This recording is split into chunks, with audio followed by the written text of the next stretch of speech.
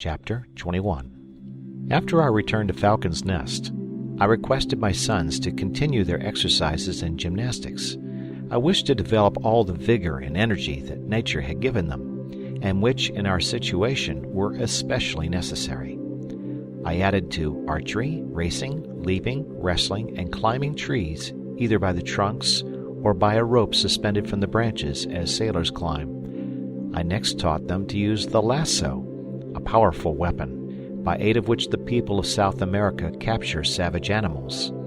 I fixed 2 balls of lead to the end of a cord of about a fathom in length. The Patagonians, I told them, use this weapon with wonderful dexterity. Having no leaden balls, they attach a heavy stone to each end of a cord about 30 yards long. If they wish to capture an animal, they hurl one of the stones at it with singular address.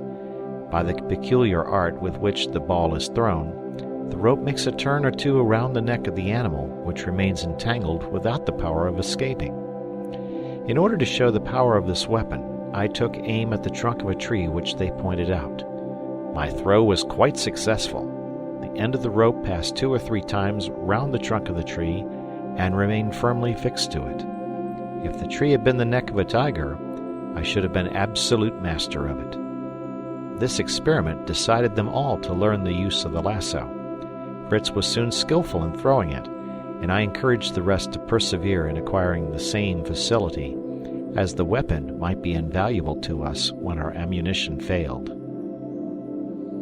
The next morning I saw, on looking out, that the sea was too much agitated for any expedition in the boats. I therefore turned to some home employments. We looked over our stores for winter provision. My wife showed me a cask of ortolans she had preserved in butter, and a quantity of loaves of cassava bread, carefully prepared. She pointed out that the pigeons had built in the tree and were sitting on their eggs. We then looked over the young fruit trees brought from Europe, and my sons and I immediately laid out a piece of ground and planted them. The day passed in these employments, and as we had lived only on potatoes, cassava bread, and milk for this day, we determined to go off next morning in pursuit of game to recruit our larder. At dawn of day we all started, including little Francis and his mother, who wished to take this opportunity of seeing a little more of the country. My sons and I took our arms. I harnessed the ass to the sledge, which contained our provision for the day, and was destined to bring back the products of the chase. Turk, accoutered in his coat of mail, formed the advance guard. My sons followed with their guns. Then came my wife with Francis leading the ass, and at a little distance I closed the procession with Master Nips mounted on the patient Flora. We crossed Flamingo Marsh, and there my wife was charmed with the richness of the vegetation and the lofty trees. Fritz left us, thinking this a favorable spot for game. We soon heard the report of his gun, and an enormous bird fell a few paces from us. I ran to assist him, as he had much difficulty in securing his prize, which was only wounded in the wing, and was defending itself vigorously with its beak and claws. I threw a handkerchief over its head, and, confused by the darkness, I had no difficulty in binding it and conveying it in triumph to the sledge. We were all in raptures at the sight of this beautiful creature, which Ernest pronounced to be a female of the bustard tribe. My wife hoped that the bird might be domesticated among our poultry, and, attracting some more of its species, might enlarge our stock of useful fowls. We soon arrived at the Wood of Monkeys, as we called it, where we had obtained our coconuts, and Fritz related the laughable scene of the stratagem to his mother and brothers. Ernest looked up wistfully at the nuts, but there were no monkeys to throw them down. "Do they never fall from the trees?" And hardly had he spoken, when a large coconut fell at his feet, succeeded by a second, to my great astonishment, for I saw no animal in the tree, and I was convinced the nuts in the half-ripe state as these were could not fall of themselves. "It is exactly like a fairy tale," said Ernest. "I only had to speak, and my wish was accomplished." "And here comes the magician," said I, as, after a shower of nuts, I saw a huge land crab descending the tree quietly, and quite regardless of our presence. Jack boldly struck a blow at him, but missed, and the animal, opening its enormous claws, made up to its opponent, who fled in terror. But the laughter of his brothers made him ashamed, and recalling his courage, he pulled off his coat and threw it over the back of the crab. This checked its movements, and going to his assistance, I killed it with a blow of my hatchet. They all crowded round the frightful animal, anxious to know what it was. I told them it was a land crab, which we might call the coconut crab, as we owed such a store to it. Being unable to break the shell of the nut, of which they are very fond, they climb the tree and break them off in the unripe state. They then descend to enjoy their feast, which they obtain by inserting their claw through the small holes in the end and abstracting the contents. They sometimes find them broken by the fall, when they can eat them at pleasure.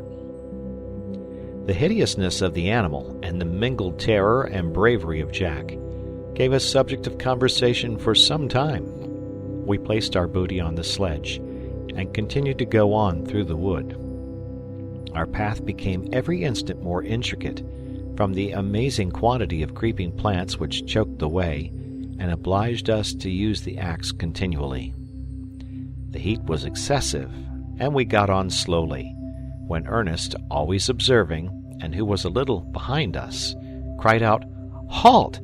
A new and important discovery!" We returned, and he showed us that from the stalk of one of the creepers we had cut with our axe there was issuing clear, pure water. It was the liane rouge, which in America furnishes the hunter such a precious resource against thirst. Ernest was much pleased. He filled a coconut cup with the water, which flowed from the cut stalks like a fountain, and carried it to his mother, assuring her she might drink fearlessly, and we all had the comfort of allaying our thirst, and blessing the gracious hand who has placed this refreshing plant in the midst of the dry wilderness for the benefit of man. We now marched on with more vigor, and soon arrived at the gourd wood, where my wife and younger sons beheld with wonder the growth of this remarkable fruit. Fritz repeated all the history of our former attempts, and cut some gourds to make his mother some egg baskets, and a large spoon to cream the milk. But we first sat down under the shade and took some refreshment, and afterwards, while we all worked at making baskets, bowls, and flasks, Ernest, who had no taste for such labor, explored the wood. Suddenly, we saw him running to us in great terror, crying, "A wild boar! Papa, a great wild boar!" Fritz and I seized our guns and ran to the spot he pointed out, the dogs preceding us. We soon heard barking and loud grunting, which proved the combat had begun, and hoping for a good prize, we hastened forward, when what was our vexation when we found the dogs holding by the ears not a wild boar, but our own great sow, whose wild and intractable disposition had induced her to leave us and live in the woods. We could not but laugh at our disappointment after a while, and I made the dogs release the poor sow, who immediately resumed her feast on a small fruit which had fallen from the trees and scattered on the ground, and had evidently tempted the voracious beast to this part. I took up one of these apples, which somewhat resembled a medlar, and opening it, I found the contents of a rich and juicy nature, but did not venture to taste it till we had put it to the usual test. We collected a quantity. I even broke a loaded branch from the tree, and we returned to our party. Master Nips no sooner saw them than he seized on some and crunched them up with great enjoyment. This satisfied me that the fruit was wholesome, and we regaled ourselves with some.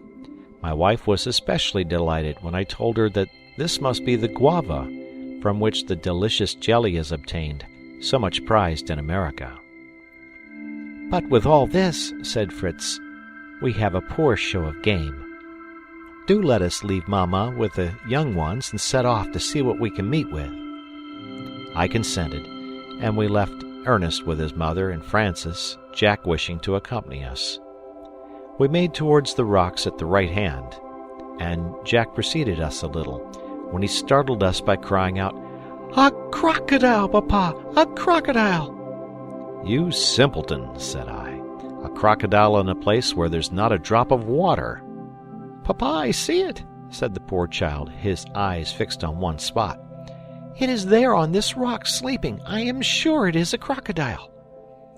As soon as I was near enough to distinguish it, I assured him his crocodile was a very harmless lizard called the iguana, whose eggs and flesh were excellent food.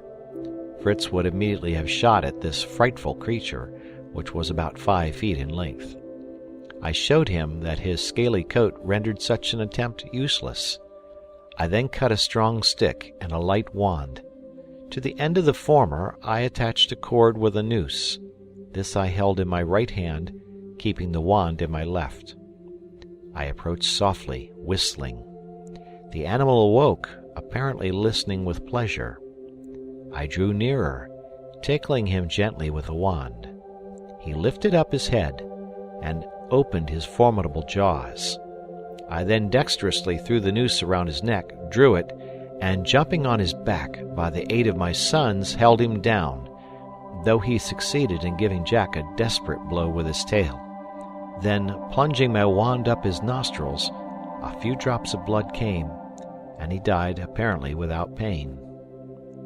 We now carried off our game. I took him on my back, holding him by the foreclaws, while my boys carried the tail behind me, and with shouts of laughter the procession returned to the sledge. Poor little Francis was in great dismay when he saw the terrible monster we brought, and began to cry. But we rallied him out of his cowardice, and his mother, satisfied with our exploits, begged to return home. As the sledge was heavily laden, we decided to leave it till the next day, placing on the ass the iguana, the crab, our gourd vessels, and a bag of the guavas, little Francis also being mounted. The bustard we loosed, and, securing it by a string tied to one of its legs, led it with us. We arrived at home in good time.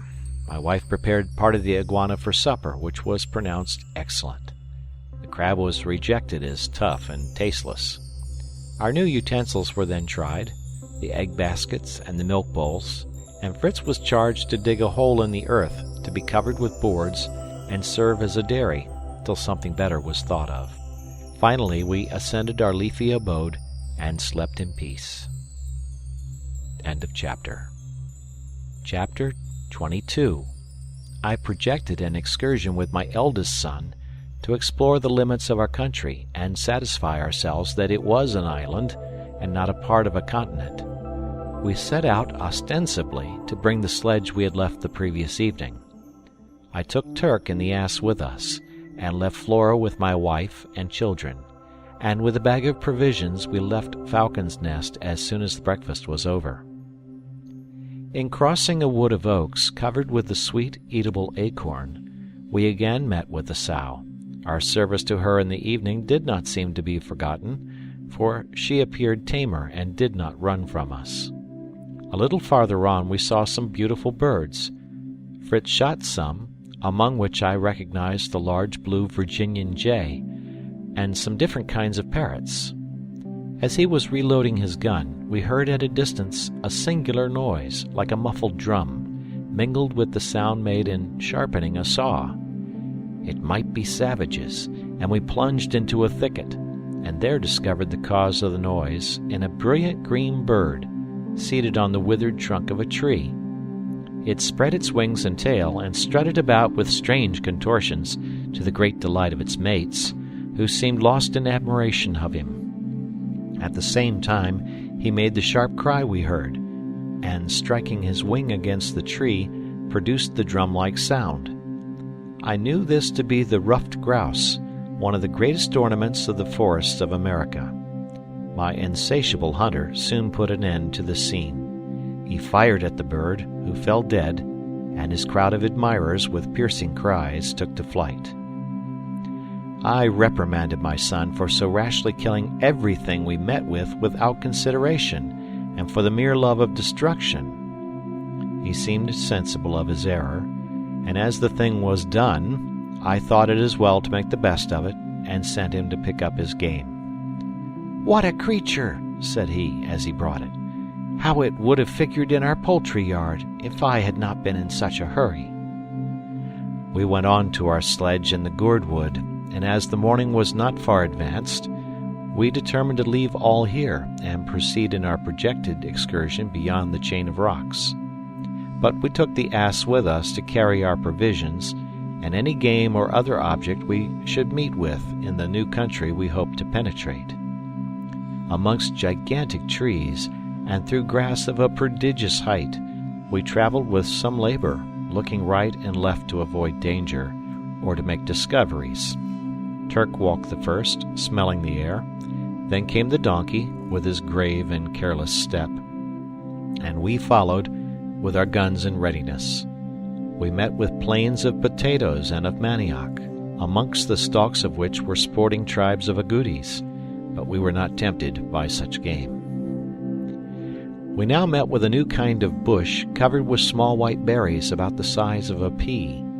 On pressing these berries, which adhered to my fingers, I discovered that this plant was the Myrica cerifera, or candleberry myrtle, from which a wax is obtained that may be made into candles. With great pleasure I gathered a bag of these berries, knowing how my wife would appreciate this acquisition, for she often lamented that we were compelled to go to bed with the birds as soon as the sun set.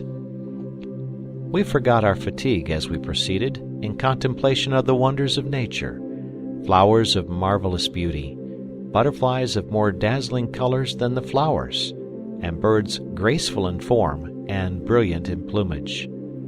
Fritz climbed a tree and succeeded in securing a young green parrot, which he enveloped in his handkerchief with the intention of bringing it up and teaching it to speak. And now we met with another wonder, a number of birds who lived in a community, in nests, sheltered by a common roof, in the formation of which they had probably labored jointly. This roof was composed of straw and dry sticks, plastered with clay, which rendered it equally impenetrable to sun or rain. Pressed as we were for time, I could not help stopping to admire this feathered colony. This leading us to speak of natural history, as it relates to animals who live in societies, we recalled in succession the ingenious labors of the beavers and the marmots, the not less marvelous constructions of the bees, the wasps, and the ants, and I mentioned particularly those immense anthills of America, of which the masonry is finished with such skill and solidity that they are sometimes used for ovens, to which they bear a resemblance.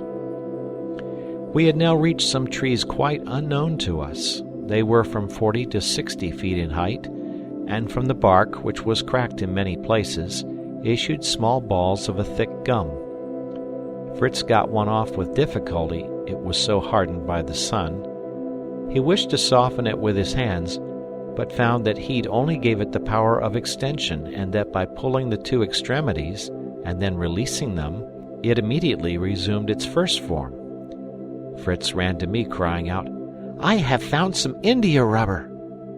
"If that be true," said I, "you have made a most valuable discovery." He thought I was laughing at him, for we had no drawing to rub out here. I told him this gum might be turned to many useful purposes. Among the rest, we might make excellent shoes of it. This interested him. How could we accomplish this? "The caoutchouc," said I, "is the milky sap which is obtained from certain trees of the euphorbium kind, by incisions made in the bark. It is collected in vessels, care being taken to agitate them, that the liquid may not coagulate. In this state they cover little clay bottles with successive layers of it, till it attains the required thickness. It is then dried in smoke, which gives it the dark brown color. Before it is quite dry, it is ornamented by lines and flowers drawn with the knife. Finally, they break the clay form and extract it from the mouth, and there remains the India rubber bottle of commerce, soft and flexible. Now this is my plan for shoemaking. We will fill a stocking with sand, cover it with repeated layers of the gum till it is of the proper thickness, then empty out the sand, and if I do not deceive myself, we shall have perfect boots or shoes." comfortable in the hope of new boots, we advanced through an interminable forest of various trees. The monkeys on the coconut trees furnished us with pleasant refreshment, and a small store of nuts besides. Among these trees I saw some lower bushes, whose leaves were covered with a white dust. I opened the trunk of one of these, which had been torn up by the wind, and found in the interior a white farinaceous substance, which, on tasting, I knew to be the sago imported into Europe. This, as connected with our subsistence, was a most important affair, and my son and I, with our hatchets, laid open the tree, and obtained from it 25 pounds of the valuable sago. This occupied us an hour, and, weary and hungry, I thought it prudent not to push our discoveries farther this day. We therefore returned to the gourd wood, placed all our treasures on the sledge, and took our way home. We arrived without more adventures, and were warmly greeted, and our various offerings gratefully welcomed, especially the green parrot. We talked of the caoutchouc and new boots with great delight during supper, and afterwards my wife looked with exceeding content at her bag of candleberries, anticipating the time when we should not have to go to bed, as we did now, as soon as the sun set. End of chapter. Chapter 23.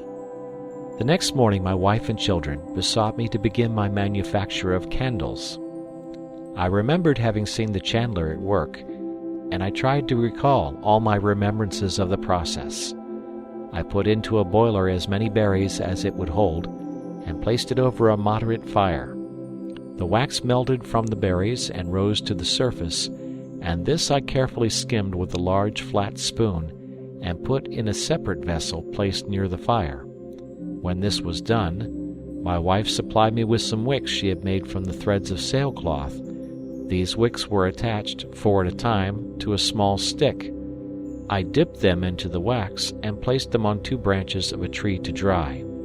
I repeated this operation as often as necessary to make them the proper thickness, and then placed them in a cool spot to harden. But we could not forbear trying them that very night, and though somewhat rude in form, it was sufficient that they reminded us of our European home, and prolonged our days by many useful hours we had lost before. This encouraged me to attempt another enterprise. My wife had long regretted that she had not been able to make butter. She had attempted to beat her cream in a vessel, but either the heat of the climate or her want of patience rendered her trials unsuccessful. I felt that I had not skill enough to make a churn, but I fancied that by some simple method, like that used by the Hottentots, who put their cream in a skin and shake it till they produce butter, we might obtain the same result. I cut a large gourd in 2, filled it with 3 quarts of cream, then united the parts and secured them closely.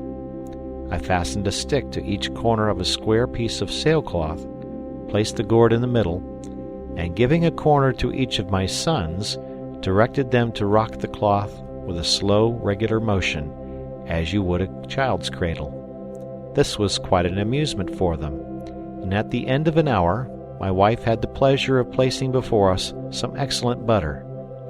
I then tried to make a cart, our sledge being unfitted for some roads. The wheels I had brought from the wreck rendered this less difficult, and I completed a very rude vehicle, which was nevertheless very useful to us. While I was thus usefully employed, my wife and children were not idle.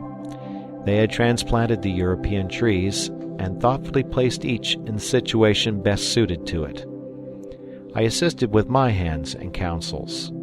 The vines we planted round the roots of our trees, and hoped in time to form a trellis work. Of the chestnut, walnut, and cherry trees, we formed an avenue from Falcon's Nest to Family Bridge, which, we hoped, would ultimately be a shady road between our 2 mansions.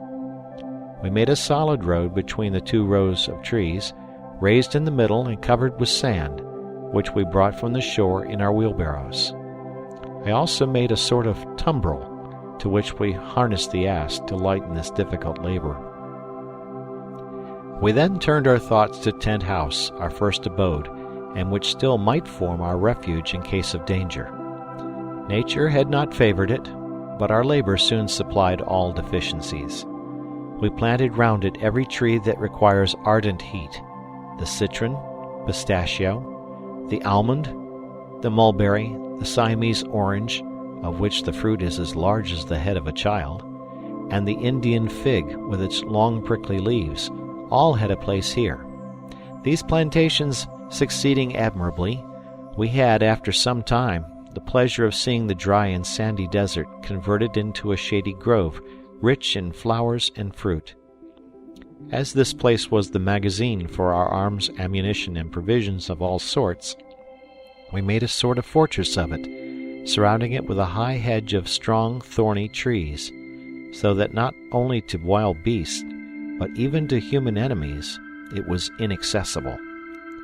Our bridge was the only point of approach, and we always carefully removed the first planks after crossing it. We also placed our 2 cannon on a little elevation within the enclosure, and finally we planted some cedars near our usual landing place, to which we might at a future time fasten our vessels. These labors occupied us 3 months, only interrupted by strict attention to the devotions and duties of the Sunday. I was most especially grateful to God for the robust health we all enjoyed in the midst of our employments.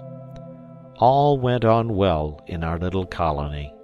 We had an abundant and certain supply of provisions, but our wardrobe, notwithstanding the continual repairing my wife bestowed on it, was in a most wretched state, and we had no means of renewing it, except by again visiting the wreck, which I knew still contained some chests of clothes and bales of cloth. This decided me to make another voyage.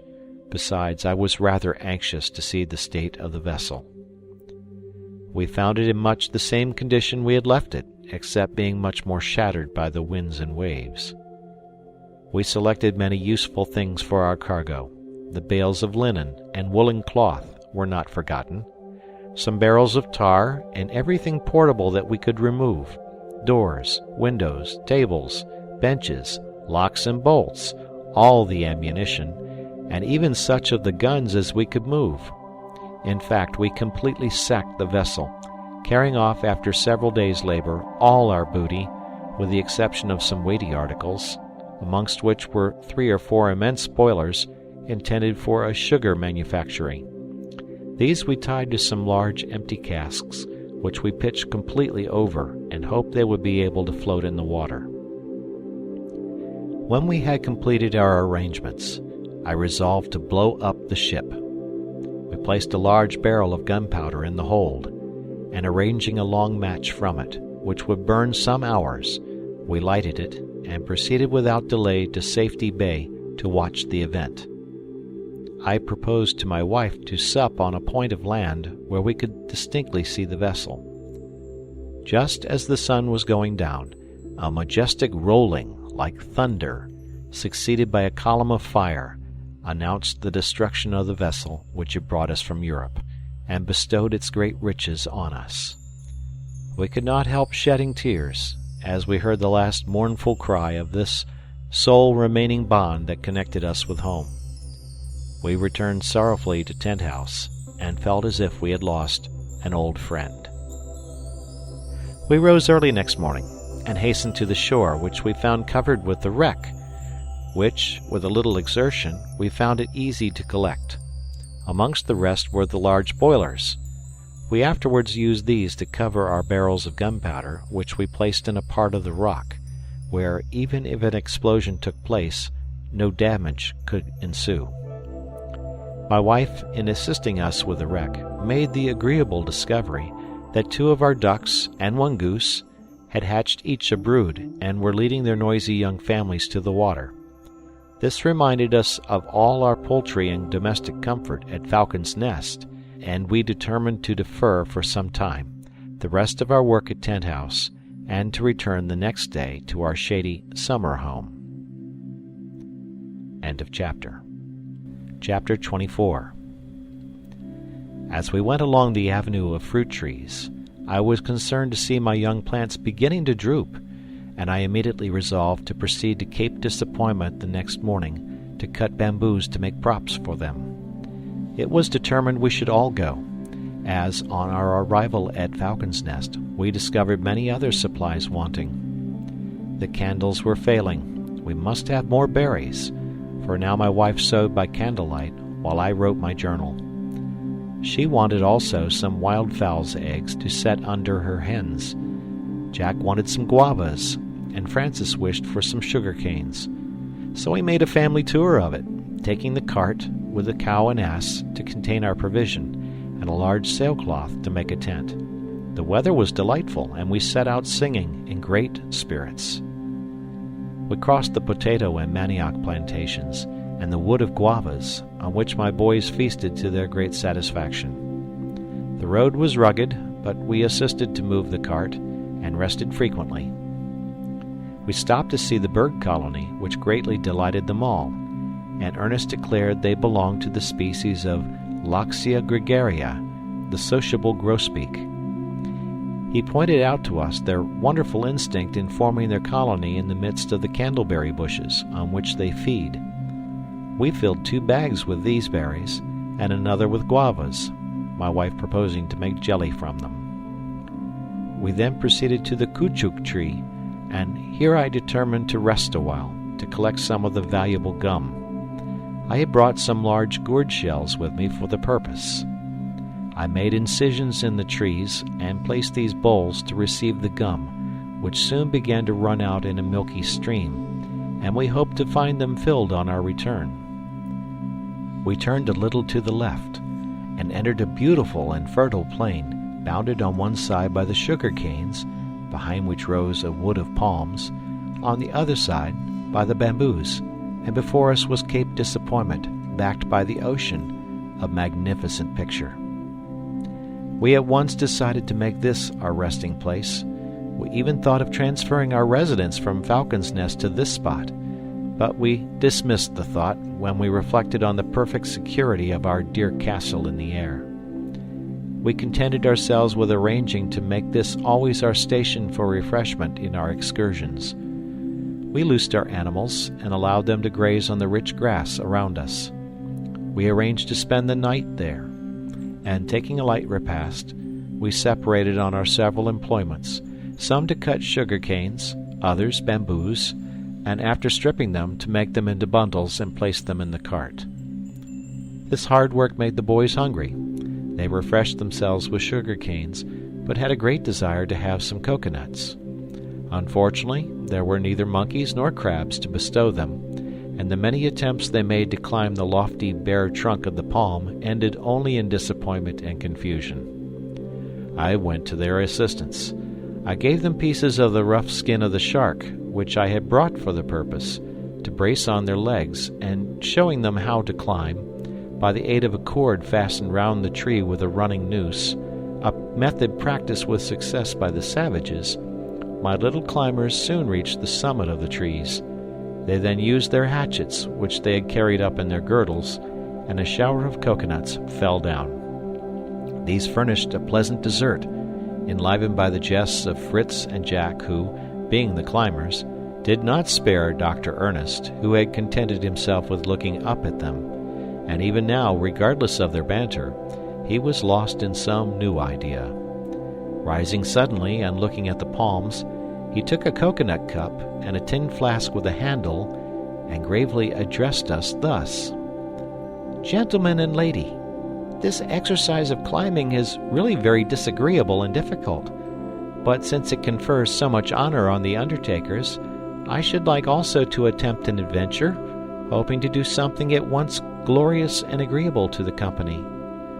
He then bound his legs with the pieces of shark skin, and with singular vigor and agility sprung up a palm which he had long been attentively examining. His brothers laughed loudly at his taking the trouble to ascend a tree that had not a single nut on it.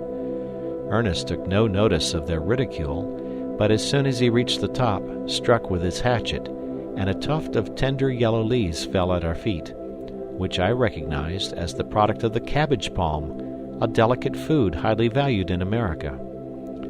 His mother thought it a mischievous act, to destroy the tree thus, but he assured her his prize was worth many coconuts. But our hero did not descend, and I asked him if he wanted to replace the cabbage he had cut off. "Wait a little," said he. "I am bringing you some wine to drink my health, but it comes slower than I could wish." He now descended, holding his cocoa cup, into which he poured from the flask a clear rose-colored liquor, and presenting it to me, begged me to drink. It was indeed the true palm wine, which is as pleasant as champagne, and, taken moderately, a great restorative. We all drank, and Ernest was praised and thanked by all, till he forgot all the scoffs he had received. As it was getting late, we set about putting up our tent for the night, when suddenly our ass, who had been quietly grazing near us, began to bray furiously, erected his ears, kicking right and left, and plunging into the bamboos, disappeared. This made us very uneasy. I could not submit to lose the useful animal, and, moreover, I was afraid his agitation announced the approach of some wild beast. The dogs and I sought for any trace of it in vain. I therefore, to guard against any danger, made a large fire before our tent, which I continued to watch till midnight, when, all being still, I crept into the tent, to my bed of moss, and slept undisturbed till morning. In the morning we thanked God for our health and safety, and then began to lament our poor donkey, which I hoped would have been attracted by the light of our fire, and have returned, but we saw nothing of him, and we decided that his services were so indispensable that I should go with one of my sons and the 2 dogs in search of him, and cross the thickets of bamboo. I chose to take Jack with me, to his great satisfaction, for Fritz and Ernest formed a better guard for their mother in a strange place.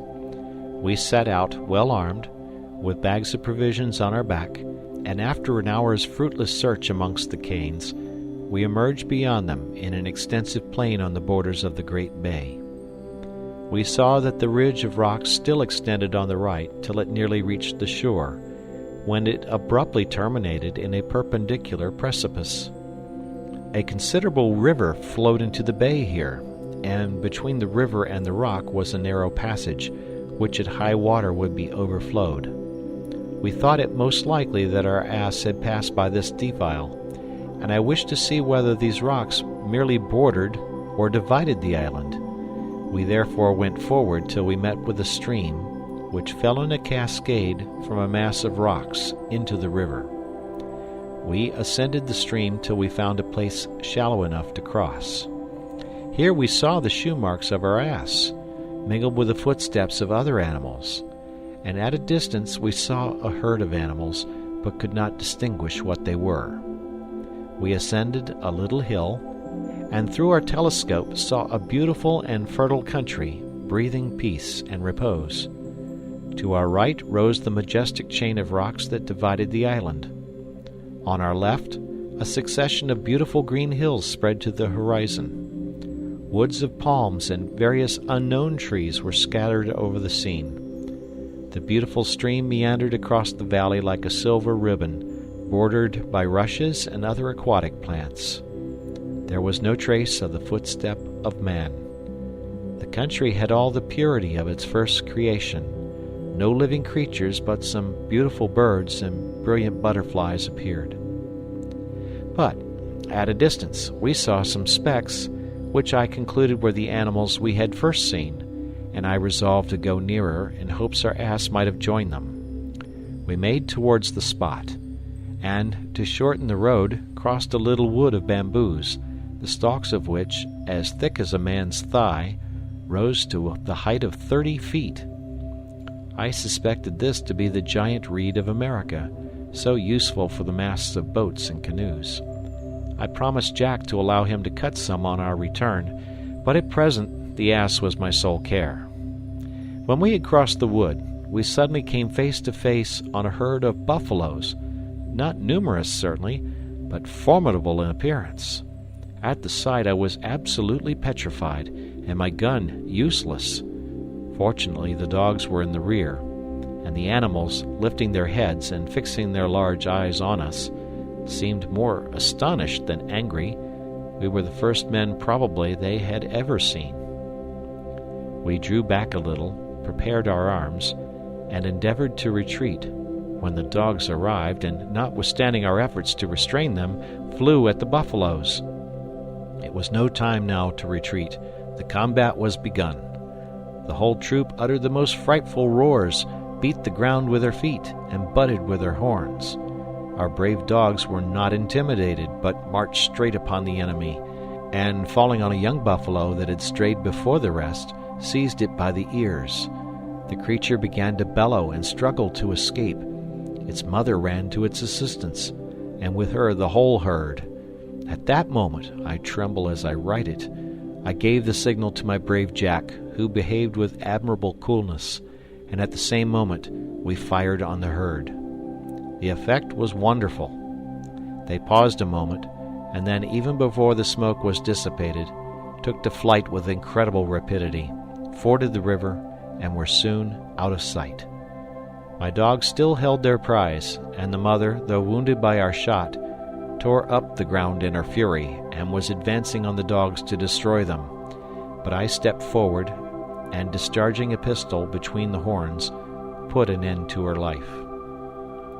We began to breathe. We had looked death in the face, a most horrible death, and thanked God for our preservation. I praised Jack for his courage and presence of mind. Any fear or agitation on his part would have unnerved me and rendered our fate certain. The dog still held the young calf by the ears. It bellowed incessantly, and I feared they would either be injured or lose their prize. I went up to their assistance. I hardly knew how to act. I could easily have killed it, but I had a great desire to carry it off alive and try to tame it to replace our ass, whom I did not intend to follow further.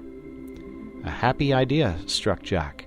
He always carried his lasso in his pocket. He drew it out, retired a little, and flung it so dexterously that he completely wound it round the hind legs of the calf and threw it down. I now approached. I replaced the lasso by a stronger cord, and used another to bind his forelegs loosely. Jack cried victory, and already thought how his mother and brothers would be delighted when we presented it. But that was no easy matter. At last, I thought of the method used in Italy to tame the wild bulls, and I resolved to try it, though it was a little cruel. I began by tying to the foot of a tree the cords that held the legs. Then, making the dog seize him again by the ears, I caught hold of his mouth and with a sharp knife perforated the nostril and quickly passed a cord through the opening. This cord was to serve as my rein to guide the animal. The operation was successful, and as soon as the blood ceased to flow, I took the cord, uniting the two ends, and the poor suffering creature, completely subdued, followed me without resistance. I was unwilling to abandon the whole of the buffalo I had killed, as it is excellent meat, and I therefore cut out the tongue and some of the best parts from the loin, and covered them well with salt, of which we had taken a provision with us.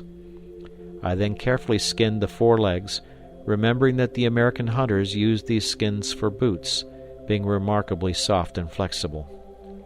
We permitted the dogs to feast on the remainder, and while they were enjoying themselves, we washed ourselves and sat down under a tree to rest and refresh ourselves. But the poor beasts had soon many guests at their banquet. Clouds of birds of prey came from every part. An incessant combat was kept up. No sooner was one troop of brigands satisfied than another succeeded, and soon all that remained of the poor buffalo was the bones. I noticed amongst these ravenous birds the royal vulture, an elegant bird, remarkable for a brilliant collar of down. We could easily have killed some of these robbers, but I thought it useless to destroy from mere curiosity, and I preferred employing our time in cutting, with a small saw we had brought, some of the gigantic reeds that grew around us. We cut several of the very thick ones, which make excellent vessels when separated at the joints, but I perceived that Jack was cutting some of small dimensions, and I inquired if he was going to make a Pandean pipe to celebrate his triumphal return with a buffalo. "No," said he. "I don't recollect that Robinson Crusoe amused himself with music in his island. But I have thought of something that will be useful to Mamma. I am cutting these reeds to make molds for our candles." "An excellent thought, my dear boy," said I. "And if even we break our molds in getting out the candles, which I suspect we may, we know where they grow and can come for more." We collected all our reeds in bundles and then set out. The calf, intimidated by the dogs and galled by the rain, went on tolerably well. We crossed the narrow pass in the rocks, and here our dogs killed a large jackal which was coming from her den in the rock. The furious animals then entered the den, followed by Jack, who saved with difficulty one of the young cubs, the others being immediately worried. It was a pretty little gold-colored creature, about the size of a cat. Jack petitioned earnestly to have it to bring up, and I made him happy by granting his request. In the meantime, I had tied the calf to a low tree, which I discovered was the thorny dwarf palm, which grows quickly and is extremely useful for fences. It bears an oblong fruit about the size of a pigeon's egg, from which is extracted an oil which is an excellent substitute for butter. I determined to return for some young plants of this palm to plant a tent house. It was almost night when we joined our family, and endless were the questions the sight of the buffalo produced, and great was the boasting of Jack the Dauntless. I was compelled to lower his pride a little by an unvarnished statement, though I gave him much credit for his coolness and resolution. And supper time arriving, my wife had time to tell me what had passed while we had been on our expedition. End of chapter. Chapter 25. My wife began by saying they had not been idle in my absence. They had collected wood and made torches for the night. Fritz and Ernest had even cut down an immense sago palm 70 feet high, intending to extract its precious pith, but this they had been unable to accomplish alone and waited for my assistance. But while they were engaged in this employment, a troop of monkeys had broken into the tent and pillaged and destroyed everything. They had drunk or overturned the milk, and carried off or spoiled all our provisions, and even so much injured the palisade I had erected round the tent that it took them an hour after they returned to repair the damage. Fritz had made also a beautiful capture in a nest he had discovered in the rocks at Cape Disappointment. It was a superb bird, and though very young, quite feathered. Ernest had pronounced it to be the eagle of Malabar, and I confirmed his assertion. And as this species of eagle is not large and does not require much food, I advised him to train it as a falcon, to chase other birds. I took this opportunity to announce that henceforward everyone must attend to his own livestock, or they should be set at liberty, Mamma having sufficient to manage in her own charge.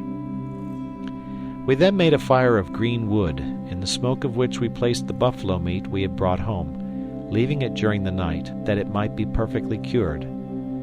We had had some for supper, and thought it excellent. The young buffalo was beginning to graze, and we gave him a little milk tonight, as well as to the jackal.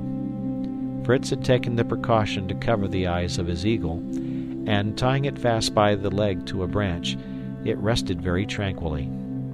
We then retired to our mossy beds, to recruit our strength for the labors of another day.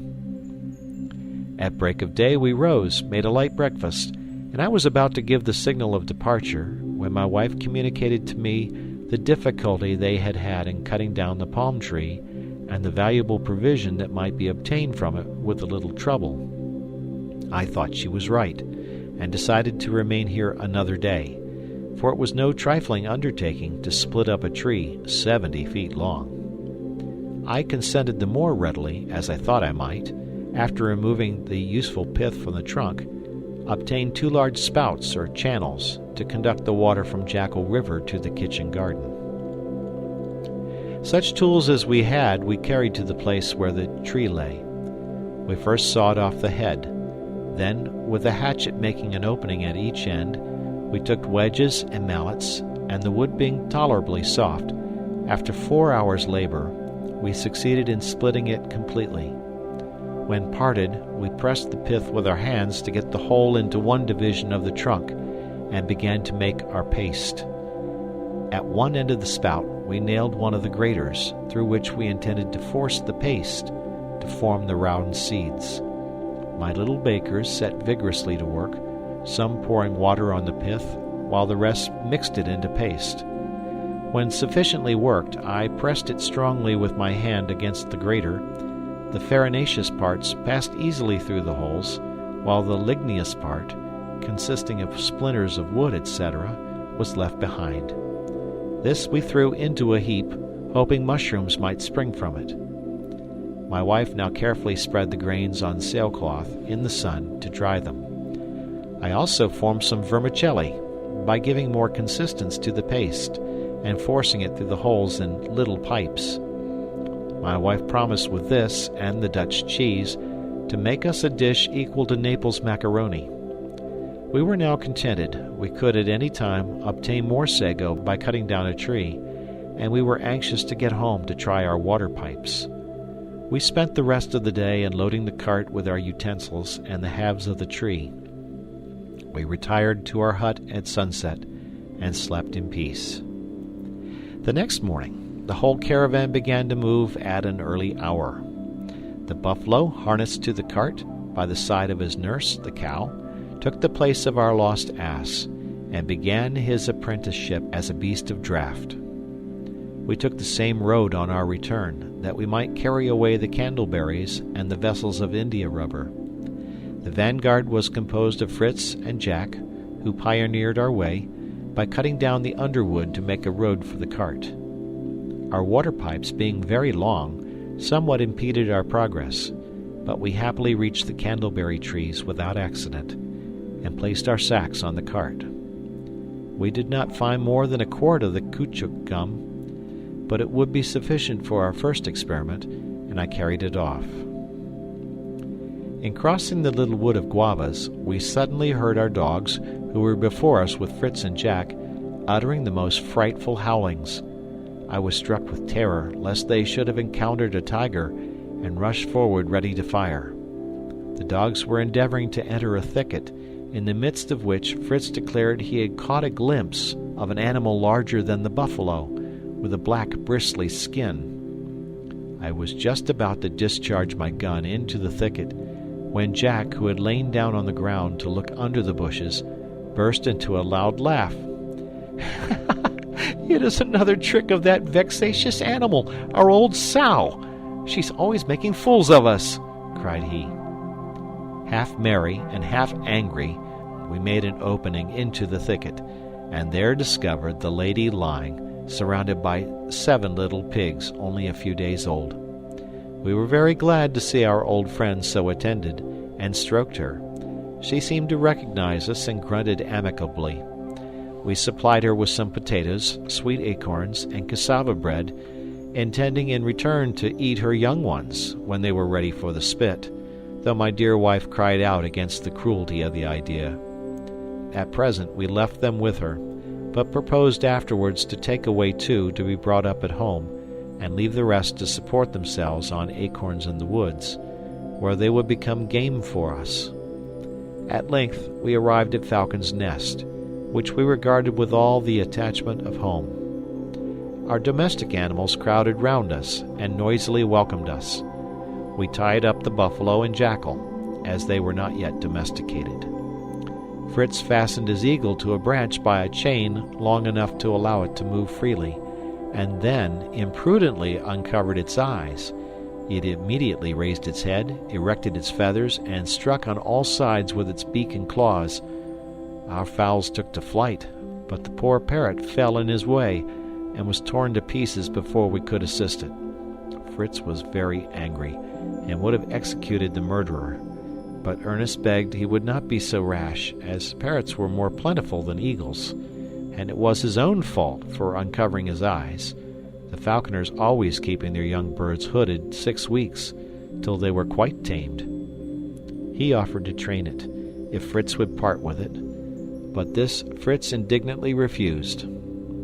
I told them the fable of the dog in the manger, which abashed Fritz, and he then besought his brother to teach him the means of training this noble bird, and promised to present him with his monkey. Ernest then told him that the Caribs subdue the largest birds by making them inhale tobacco smoke. Fritz laughed at this, but Ernest produced a pipe and some tobacco he had found in the ship, and began to smoke gravely under the branch where the bird was perched. It was soon calm, and on his continuing to smoke, it became quite motionless. Fritz then easily replaced the bandage, and thanked his brother for his good service. The next morning we set out early to our young plantation of fruit trees, to fix props to support the weaker plants. We loaded the cart with the thick bamboo canes and our tools, and harnessed the cow to it, leaving the buffalo in the stable, as I wished the wound in his nostrils to be perfectly healed before I put him to any hard work. I left Francis with his mother to prepare our dinner, begging them not to forget the macaroni. We began at the entrance of the avenue to Falcon's Nest, where all the trees were much bent by the wind. We raised them gently by a crowbar. I made a hole in the earth, in which one of my sons placed the bamboo props, driving them firmly down with a mallet, and we proceeded to another, while Ernest and Jack tied the trees to them with a long, tough, pliant plant, which I suspected was a species of liana. As we were working, Fritz inquired if these fruit trees were wild. "A pretty question," cried Jack. "Do you think the trees are tame like eagles or buffaloes? You perhaps could teach them to bow politely, so that we might gather the fruit." "You fancy you are a wit," said I, "but you speak like a dunce. We cannot make trees bow at our pleasure, but we can make a tree which by nature bears sour and uneatable fruit, produce what is sweet and wholesome. This is effected by grafting into a wild tree a small branch, or even a bud, of the sort you wish. I will show you this method practically at some future time, for by these means we can procure all sorts of fruit, only we must remember that we can only graft a tree with one of the same natural family. Thus we could not graft an apple on a cherry tree, for one belongs to the apple tribe, and the other to the plum tribe." "Do we know the origin of all these European fruits?" asked the inquiring Ernest. "All our shell fruits," answered I, "such as the nuts, the almond, and the chestnut, are natives of the East, the peach of Persia, the orange and apricot of Armenia, and the cherry, which was unknown in Europe 60 years before Christ, was brought by the proconsul Lucullus from the southern shores of the Euxine. The olives come from Palestine. The first olive trees were planted on Mount Olympus, and from thence were spread through the rest of Europe. The fig is from Lydia.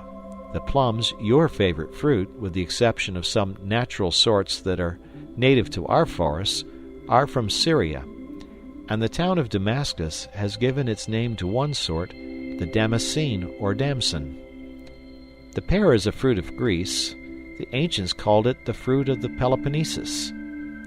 The mulberry is from Asia, and the quince from the island of Crete." Our work progressed as we talked thus, and we had soon propped all our valuable plants. It was now noon, and we returned to Falcon's Nest very hungry, and found an excellent dinner prepared of smoked beef and the tender bud of the cabbage palm, the most delicious of vegetables. After dinner, we began to discuss a plan I had long had in my head, but the execution of it presented many difficulties.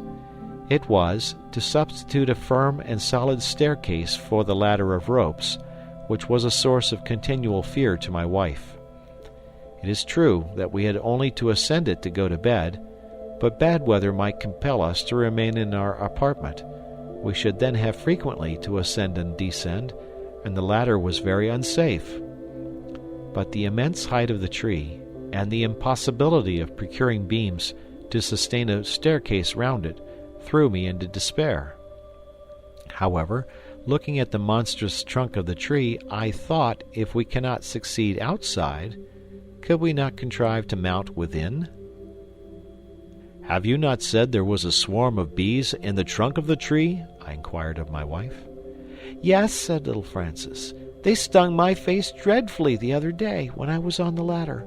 I was pushing a stick into the hole they came out of to try how deep it was." "Now then," cried I see through my difficulties. Let us find out how far the tree is hollow. We can increase the size of the tunnel, and I have already planned the sort of staircase I can construct." I had hardly spoken when the boys leaped like squirrels, some upon the arched roots, some on the steps of the ladder, and began to strike with sticks and mallets to sound the tree. This rash proceeding had nearly been fatal to Jack, who, having placed himself just before the opening and striking violently, the whole swarm, alarmed at an attack which probably shook their palace of wax, issued forth and revenged themselves amply on all the assailants. Nothing was heard but cries and stamping of feet. My wife hastened to cover the stings with moist earth, which rather relieved them, but it was some hours before they could open their eyes. They begged me to get them the honey from their foes, and I prepared a hive, which I had long thought of, a long gourd, which I placed on a board nailed upon a branch of our tree, and covered with straw to shelter it from the sun and wind. But it was now bedtime, and we deferred our attack on the fortress till next day. End of chapter. Chapter 26. An hour before day, I waked my sons to assist me in removing the bees to the new abode I had prepared for them. I commenced by plastering up the entrance to their present dwelling with clay, leaving only room to admit the bowl of my pipe. This was necessary, because I had neither masks nor gloves, as the regular bee-takers have. I then began to smoke briskly to stupefy the bees. At first, we heard a great buzzing in the hollow, like the sound of a distant storm. The murmur ceased by degrees, and a profound stillness succeeded, and I withdrew my pipe without a single bee appearing. Fritz and I then, with a chisel and small axe, made an opening about 3 feet square below the bees' entrance. Before we detached this, I repeated the fumigation, lest the noise and the fresh air should awake the bees. But there was no fear of such a thing. They were quite stupefied. We removed the wood, and through this opening beheld, with wonder and admiration, the work of this insect nation. There was such a store of wax and honey that we feared we should not have vessels to contain it. The interior of the tree was filled with honeycombs. I cut them carefully and placed them in the gourds the boys brought me. As soon as I had made a little space, I placed the upper comb, on which the bees were hanging in clusters, in the new hive, and put it on the plank prepared for it. I then descended with the rest of the honeycomb and filled a cask with it, which I had previously washed in the stream. This we covered with sailcloth and planks, lest the bees, attracted by the smell, should come to claim their own. We left out some comb for a treat at dinner, and my wife carefully put by the rest. To prevent the bees returning to their old abode, we placed some burning tobacco in the hollow, the smell and fumes of which drove them from the tree when they wished to enter, and finally they settled in the new hive where the queen bee doubtless had fixed herself. We now began our work. We emptied the cask of honey into a large boiler, except a little reserved for daily use. We added a little water, placed the boiler on a slow fire, and reduced it to a liquid mass. This was strained through a bag into the cask and left standing all night to cool. The next morning the wax had risen to the top and formed a hard and solid cake, which we easily removed, and beneath was the most pure and delicious honey. The barrel was then carefully closed and placed in a cool place. We now proceeded to examine the interior of the tree. I took a long pole and tried the height from the window I had made, and tied a stone to a string to sound the depth. To my surprise, the pole penetrated without resistance to the very branches where our dwelling was, and the stone went to the roots. It was entirely hollow, and I thought I could easily fix a winding staircase in this wide tunnel. It would seem that this huge tree, like the willow of our country, is nourished through the bark, for it was flourishing in luxuriant beauty. We began by cutting a doorway on the side facing the sea, of the size of the door we had brought from the captain's cabin, with its framework, thus securing ourselves from invasion on that side. We then cleansed and perfectly smoothed the cavity, fixing in the middle the trunk of a tree about 10 feet high, to serve for the axis of the staircase. We had prepared the evening before a number of boards from the staves of a large barrel to form our steps.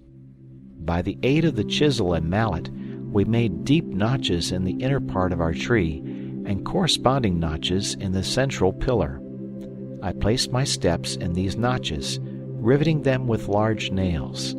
I raised myself in this manner step after step, but always turning round the pillar, till we got to the top. We then fixed on the central pillar another trunk of the same height prepared beforehand, and continued our winding steps. 4 times we had to repeat this operation, and finally we reached our branches and terminated the staircase on the level of the floor of our apartment. I cleared the entrance by some strokes of my axe. To render it more solid, I filled up the spaces between the steps with planks, and fastened 2 strong cords from above to each side of the staircase to hold by. Towards different points I made openings, in which were placed the windows taken from the cabin, which gave light to the interior and favored our observations outside. The construction of this solid and convenient staircase occupied us during a month of patient industry. Not that we labored like slaves, for we had no one to constrain us. We had in this time completed several works of less importance, and many events had amused us amidst our toil. A few days after we commenced, Flora produced 6 puppies, but the number being too large for our means of support, I commanded that only a male and female should be preserved, that the breed might be perpetuated. This was done, and the little jackal being placed with the remainder, Flora gave it the same privileges as her own offspring. Our goats also, about this time, gave us 2 kids, and our sheep some lambs. We saw this increase of our flock with great satisfaction, and for fear these useful animals should take it into their heads to stray from us, as our ass had done, we tied round their necks some small bells we had found on the wreck, intended to propitiate the savages, and which would always put us on the track of the fugitives. The education of the young buffalo was one of the employments that varied our labor as carpenters. Through the incision in his nostrils, I had passed a small stick, to the ends of which I attached a strap. This formed a kind of a bit, after the fashion of those of the Hottentots, and by this I guided him as I chose, though not without much rebellion on his part. It was only after Fritz had broken it in for mounting that we began to make it carry. It was certainly a remarkable instance of patience and perseverance surmounting difficulties, for we not only made it bear the wallets we usually placed on the ass, but Ernest, Jack, and even little Francis took lessons in horsemanship by riding him, and henceforward would have been able to ride the most spirited horse without fear, for it could not be worse than the buffalo they had assisted to subdue. In the midst of this, Fritz did not neglect the training of his young eagle. The royal bird began already to pounce very cleverly on the dead game his master brought and placed before him, sometimes between the horns of the buffalo, sometimes on the back of the great bustard or the flamingo. Sometimes he put it on a board or on the end of a pole to accustom it to pounce, like the falcon, on other birds. He taught it to settle on his wrist at a call or a whistle, but it was some time before he could trust it to fly without a long string attached to its leg, for fear its wild nature should carry it from us forever. Even the indolent Ernest was seized with the mania of instructing animals. He undertook the education of his little monkey, who gave him sufficient employment. It was amusing to see the quiet, slow, studious Ernest obliged to make leaps and gambols with his pupil to accomplish his instruction. He wished to accustom Master Nips to carry a pannier, and to climb the coconut trees with it on his back. Jack and he wove a small light pannier of rushes and fixed it firmly on his back with 3 straps. This was intolerable to him at first. He ground his teeth, rolled on the ground, and leaped about in a frantic manner, trying in vain to release himself. They left the pannier on his back night and day, and only allowed him to eat what he had previously put into it. After a little time, he became so accustomed to it that he rebelled if they wished to remove it, and threw into it everything they gave him to hold. He was very useful to us, but he obeyed only Ernest, who had very properly taught him equally to love and fear him. Jack was not so successful with his jackal, though he gave him the name of the Hunter. Yet for the first 6 months the carnivorous animal chased only for himself, and if he brought anything to his master, it was only the skin of the animal he had just devoured. But I charged him not to despair, and he continued zealously his instructions. During this time I had perfected my candle manufacture, by means of mixing the beeswax with that obtained from the candleberry, and by using cane molds, which Jack first suggested to me, I succeeded in giving my candles the roundness and polish of those of Europe. The wicks were for some time an obstacle. I did not wish to use the small quantity of calico we had left, but my wife happily proposed to me to substitute the pith of a species of elder, which answered my purpose completely.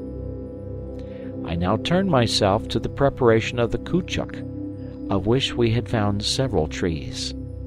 I encouraged the boys to try their ingenuity in making flasks and cups, by covering molds of clay with a gum, as I had explained to them.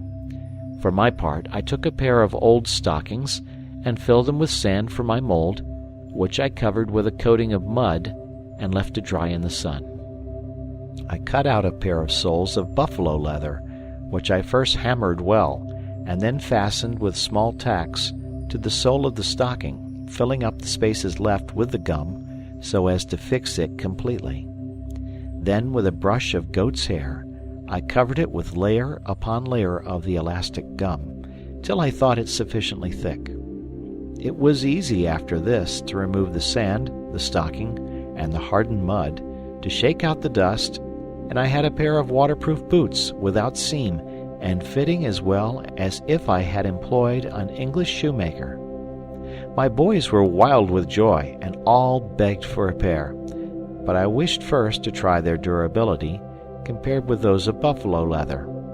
I began to make a pair of boots for Fritz, using the skin drawn from the legs of the buffalo we had killed, but I had much more difficulty than with the caoutchouc.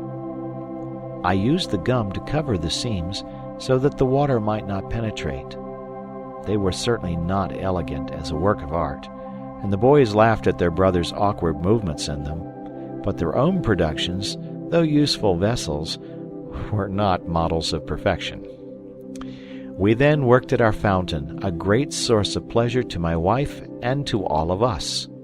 We raised, in the upper part of the river, a sort of dam, made with stakes and stones, from whence the water flowed into our channels of the sago palm, laid down a gentle declivity nearly to our tent, and there it was received into the shell of the turtle, which we had raised on some stones of a convenient height, the hole which the harpoon had made serving to carry off the waste water through a cane that was fitted to it. On 2 crossed sticks were placed the gourds that served us for pails, and thus we had always the murmuring of the water near us, and a plentiful supply of it, always pure and clean, which the river, troubled by our waterfowl and the refuse of decayed leaves, could not always give us.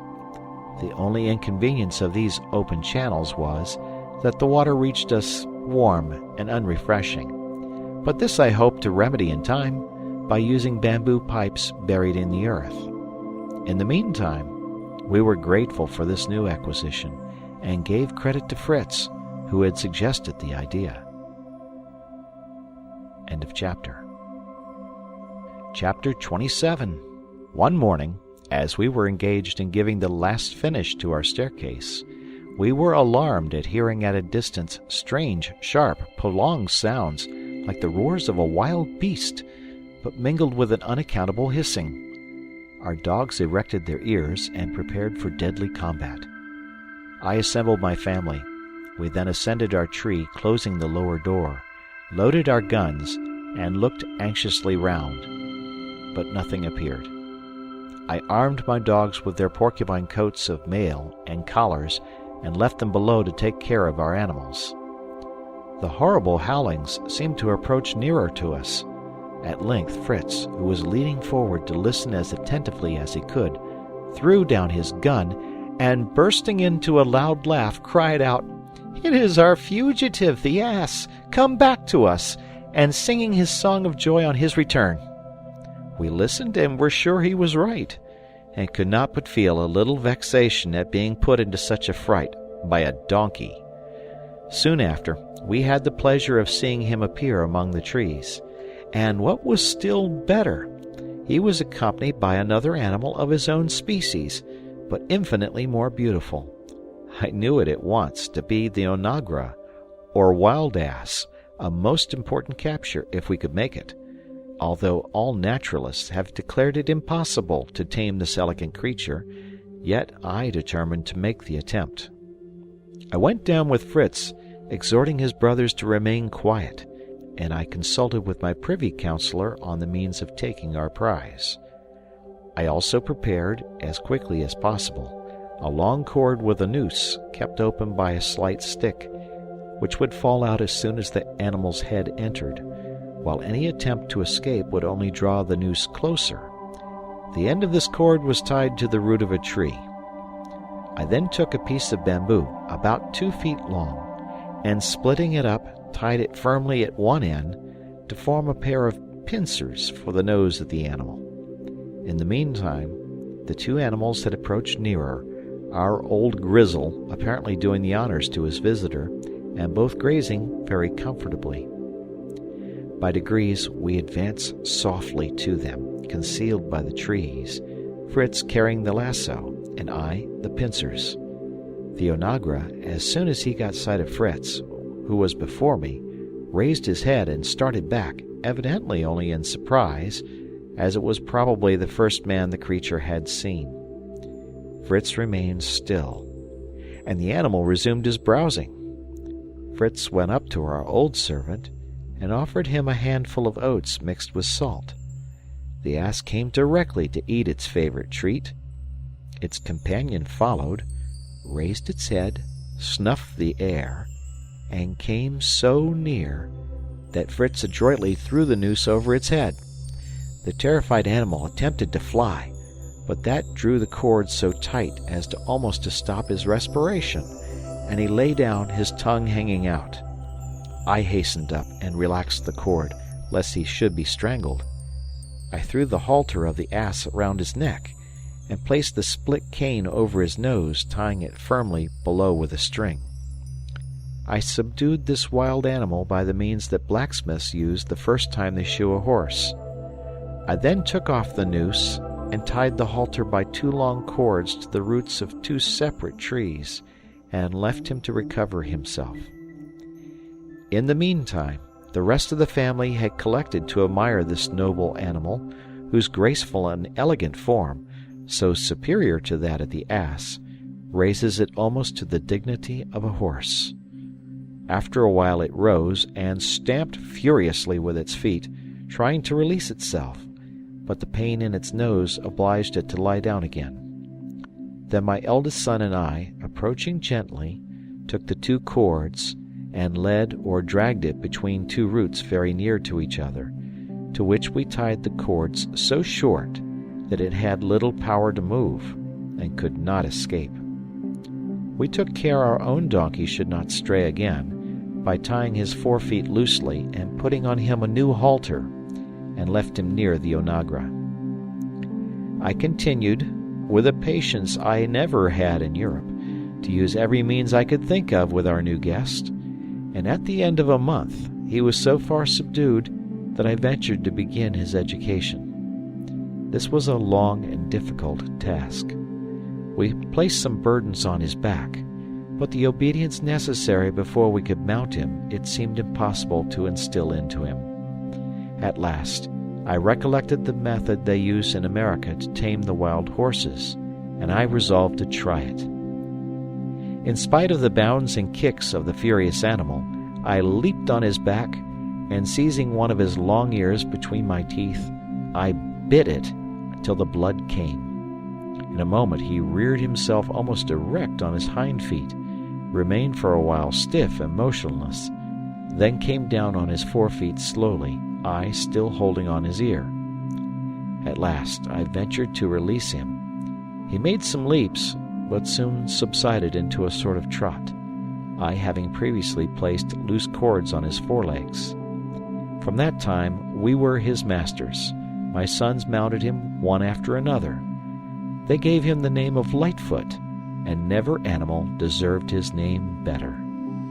As a precaution, we kept the cords on his legs for some time, and as he never would submit to the bit, we used a snaffle, by which we obtained power over his head, guiding him by a stick, with which we struck the right or left ear as we wished him to go. During this time, our poultry yard was increased by 3 broods of chickens. We had at least 40 of these little creatures chirping and pecking about, the pride of their good mistress's heart. Part of these were kept at home to supply the table, and part she allowed to colonize in the woods, where we could find them when we wanted them. "These," she said, "are of more use than your monkeys, jackals, and eagles, who do nothing but eat, and would not be worth eating themselves if we were in need." However, she allowed that there was some use in the buffalo, who carried burdens, and Lightfoot, who carried her sons so well. The fowls, which cost us little for food, would be always ready, she said, either to supply us with eggs or chickens when the rainy season came on, the winter of this climate. This reminded me that the approach of that dreary season permitted me no longer to defer a very necessary work for the protection of our animals. This was to construct, under the roots of the trees, covered houses for them. We began by making a kind of roof above the vaulted roots of our tree. We used bamboo canes for this purpose. The longer and stouter were used for the supports, like columns. The slighter ones, bound together closely, formed the roof. The intervals we filled up with moss and clay, and spread over the whole a coating of tar. The roof was so firm that it formed a platform, which we surrounded with a railing, and thus we had a balcony and a pleasant promenade. By the aid of some boards nailed to the roots, we made several divisions in the interior, each little enclosure being appropriated to some useful purpose, and thus stables, poultry houses, dairy, larder, hay house, storeroom, etc., besides our dining room, were all united under one roof. This occupied us some time, as it was necessary to fill our storeroom before the bad weather came, and our cart was constantly employed in bringing useful stores. One evening, as we were bringing home a load of potatoes on our cart, drawn by the ass, the cow, and the buffalo, I saw the cart was not yet full.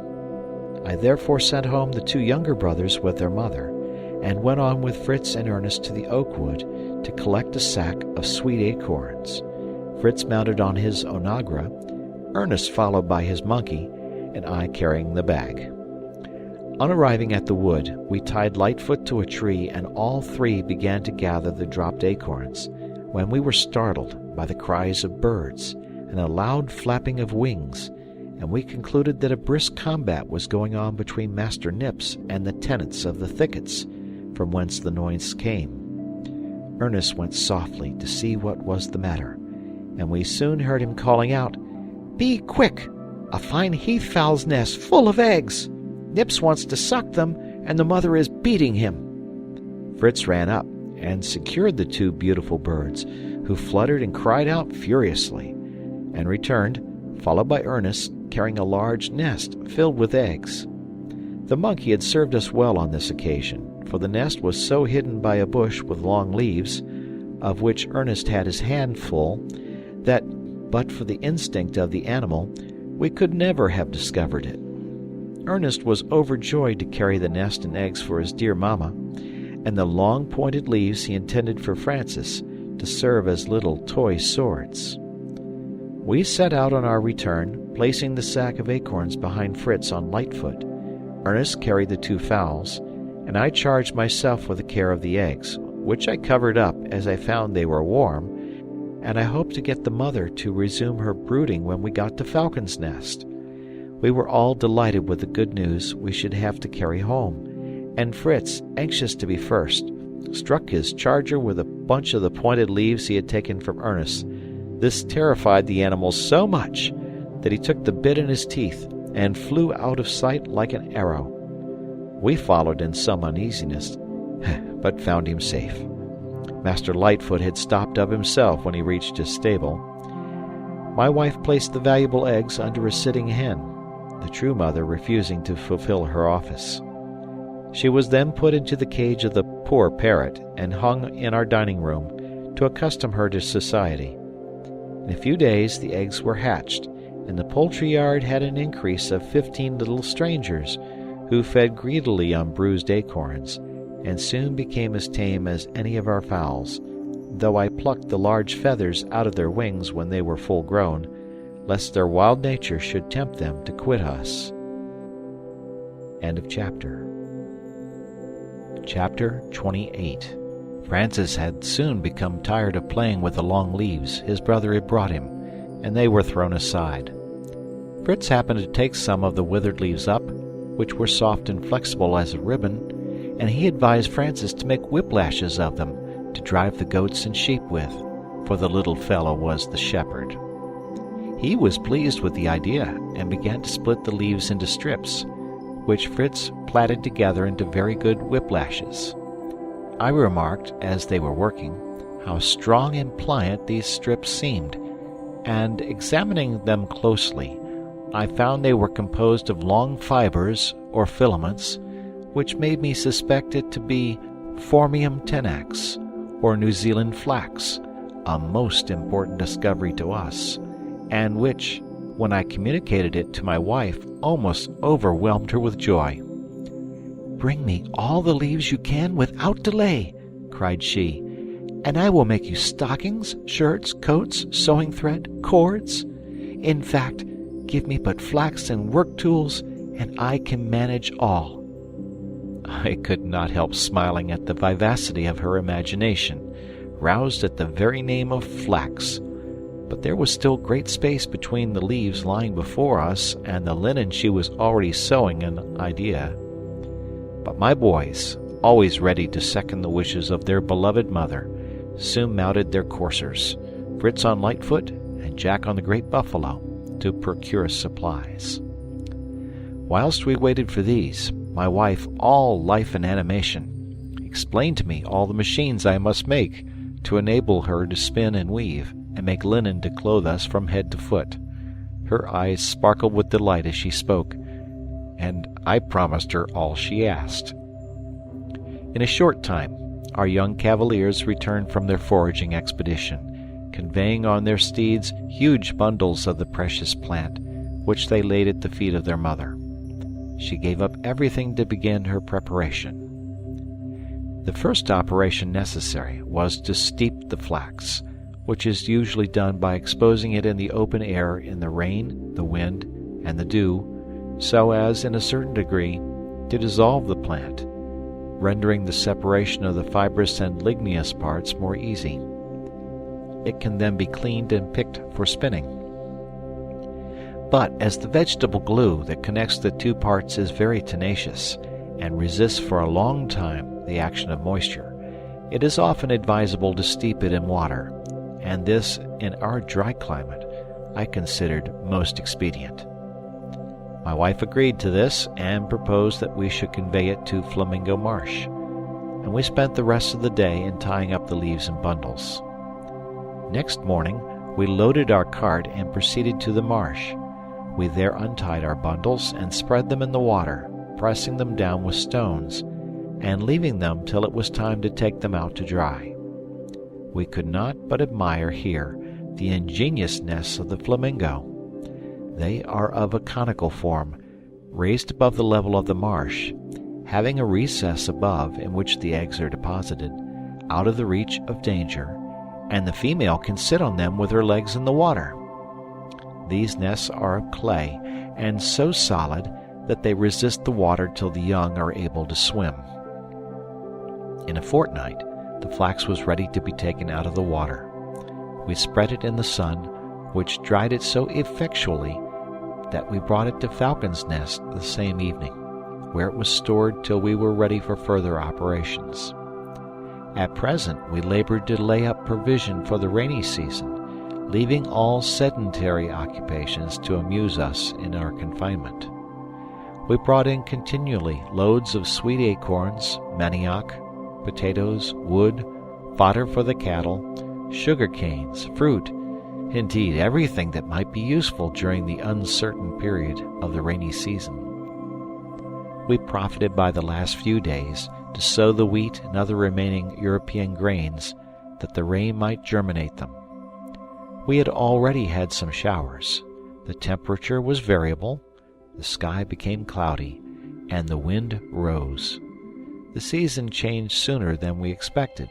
The winds raged through the woods, the sea roared, mountains of clouds were piled in the heavens. They soon burst over our heads, and torrents of rain fell night and day without intermission. The rivers swelled till their waters met, and turned the whole country around us into an immense lake. Happily, we had formed our little establishment on a spot rather elevated above the rest of the valley. The waters did not quite reach our tree, but surrounded us about 200 yards off, leaving us on a sort of island in the midst of the general inundation. We were reluctantly obliged to descend from our abode. The rain entered it on all sides, and the hurricane threatened every moment to carry away the apartment and all that were in it.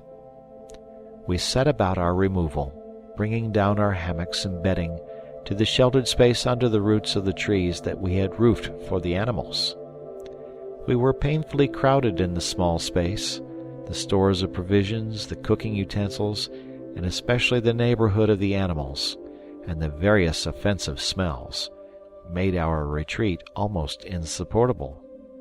We were choked with smoke if we lighted a fire, and inundated with rain if we opened a door. For the first time since our misfortune, we sighed for the comforts of our native home, but action was necessary, and we set about endeavoring to amend our conditions. The winding staircase was very useful to us. The upper part was crowded with things we did not want, and my wife frequently worked in the lower part at one of the windows. We crowded our beasts a little more, and gave a current of air to the places they had left. I placed outside the enclosure the animals of the country, which could bear the inclemency of the season. Thus I gave a half liberty to the buffalo and the onagra, tying their legs loosely to prevent them straying, the boughs of the tree affording them a shelter. We made as few fires as possible, as, fortunately, it was never cold, and we had no provisions that required a long process of cookery. We had milk in abundance, smoked meat, and fish, the preserved ortolans, and cassava cakes. As we sent out some of our animals in the morning, with bells round their necks, Fritz and I had to seek them and bring them in every evening, when we were invariably wet through. This induced my ingenious Elizabeth to make us a sort of blouse and hood out of old garments of the sailors, which we covered with coatings of the caoutchouc, and thus obtained 2 capital waterproof dresses, all that the exhausted state of our gum permitted us to make. The care of our animals occupied us a great part of the morning. Then we prepared our cassava and baked our cakes on iron plates. Though we had a glazed door to our hut, the gloominess of the weather and the obscurity caused by the vast boughs of the tree made night come on early. We then lighted a candle, fixed in a gourd on the table, round which we were all assembled. The good mother labored with her needle, mending the clothes. I wrote my journal, which Ernest copied, as he wrote a beautiful hand, while Fritz and Jack taught their young brother to read and write, or amused themselves with drawing the animals or plants they had been struck with. We read the lessons from the Bible in turns, and concluded the evening with devotion. We then retired to rest, content with ourselves and with our innocent and peaceful life. Our kind housekeeper often made us a little feast of a roast chicken, a pigeon, or a duck, and once in 4 or 5 days we had fresh butter made in the gourd churn, and the delicious honey which we ate on our cassava bread might have been a treat to European epicures. The remains of our repast was always divided amongst our domestic animals. We had 4 dogs, the jackal, the eagle, and the monkey, who relied on their masters, and were never neglected. But if the buffalo, the onagra, and the sow had not been able to provide for themselves, we must have killed them, for we had no food for them. We now decided that we would not expose ourselves to another rainy season in such an unsuitable habitation. Even my gentle Elizabeth got out of temper with the inconveniences, and begged we would build a better winter house, stipulating, however, that we should return to our tree in summer. We consulted a great deal on this matter. Fritz quoted Robinson Crusoe, who had cut a dwelling out of the rock, which sheltered him in the inclement season, and the idea of making our home a tent house naturally came into my mind. It would probably be a long and difficult undertaking, but with time, patience, and perseverance, we might work wonders. We resolved, as soon as the weather would allow us, to go and examine the rocks at Tent House. The last work of the winter was, at my wife's incessant request, a beetle for her flax and some carding combs. The beetle was easily made, but the combs cost much trouble. I filed large nails till they were round and pointed. I fixed them, slightly inclined, at equal distances in a sheet of tin, and raised the edge like a box. I then poured melted lead between the nails and the edge to fix them more firmly. I nailed this on a board, and the machine was fit for use, and my wife was all anxiety to begin her manufacture. End of chapter. Chapter 29. I cannot describe our delight when, after long and gloomy weeks, we saw at length the sky clear, and the sun, dispersing the dark clouds of winter, spread its vivifying rays over all nature. The winds were lulled, the waters subsided, and the air became mild and serene. We went out with great shouts of joy to breathe the balmy air, and gratified our eyes with the sight of the fresh verdure already springing up around us. Nature seemed in her youth again, and amidst the charms it breathed on every side, we forgot our sufferings, and like the children of Noah coming forth from the ark, we raised a hymn of thanksgiving to the giver of all good. All our plantations and seeds had prospered. The corn was springing, and the trees were covered with leaves and blossoms. The air was perfumed with the odor of countless beautiful flowers, and lively with the songs and cries of hundreds of brilliant birds, all busy building their nests. This was really spring in all its glory. We began our summer occupation by cleaning and putting in order our dormitory in the tree, which the rain and the scattered leaves had greatly deranged, and in a few days we were able to inhabit it again. My wife immediately began with her flax. While my sons were leading the cattle to the pasture, I took the bundles of flax into the open air, where I constructed a sort of oven of stone, which dried it completely. We began that very evening to strip, beat, and comb it, and I drew out such handfuls of soft, fine flax ready for spinning that my wife was overjoyed and begged me to make her a wheel that she might commence. I had formerly had a little taste for turning, and though I had now neither lathe nor any other of the tools, yet I knew how a spinning wheel and reel should be made, and by dint of application I succeeded in completing these two machines to her satisfaction. She began to spin with so much earnestness that she would hardly take a walk, and reluctantly left her wheel to make dinner ready. She employed Francis to reel off the thread as she spun it, and would willingly have had the elder boys to take her place when she was called off, but they rebelled at the effeminate work, except Ernest, whose indolent habits made him prefer it to more laborious occupation. In the meantime, we walked over to Tent House to see the state of things, and found that winter had done more damage there than at Falcon's Nest. The storm had overthrown the tent, carried away some of the sailcloth, and injured our provisions so much that great part was good for nothing, and the rest required to be immediately dried. Fortunately, our beautiful pinnace had not suffered much. It was still safe at anchor and fit for use, but our tub-boat was entirely destroyed. Our most important loss was 2 barrels of gunpowder, which had been left in the tent instead of under the shelter of the rock, and which the rain had rendered wholly useless. This made us feel still more strongly the necessity of securing for the future a more suitable shelter than a canvas tent or a roof of foliage. Still, I had small hope from the gigantic plan of Fritz or the boldness of Jack. I could not be blind to the difficulties of the undertaking. The rocks which surrounded Tent House presented an unbroken surface, like a wall without any crevice, and to all appearance of so hard a nature as to leave little hopes of success.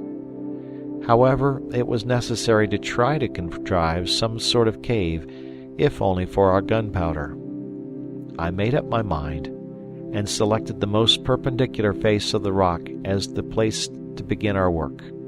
It was a much pleasanter situation than our tent, commanding a view of the whole bay and the 2 banks of Jackal River with its picturesque bridge.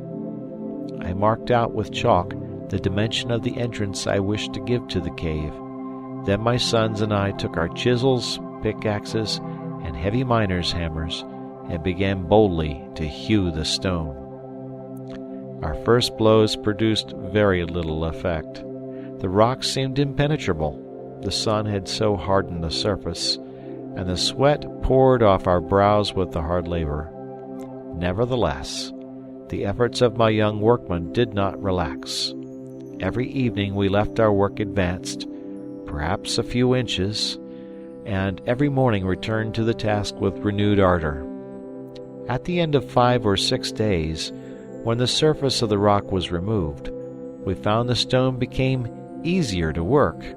It then seemed calcareous, and finally only a sort of hardened clay, which we could remove with spades, and we began to hope.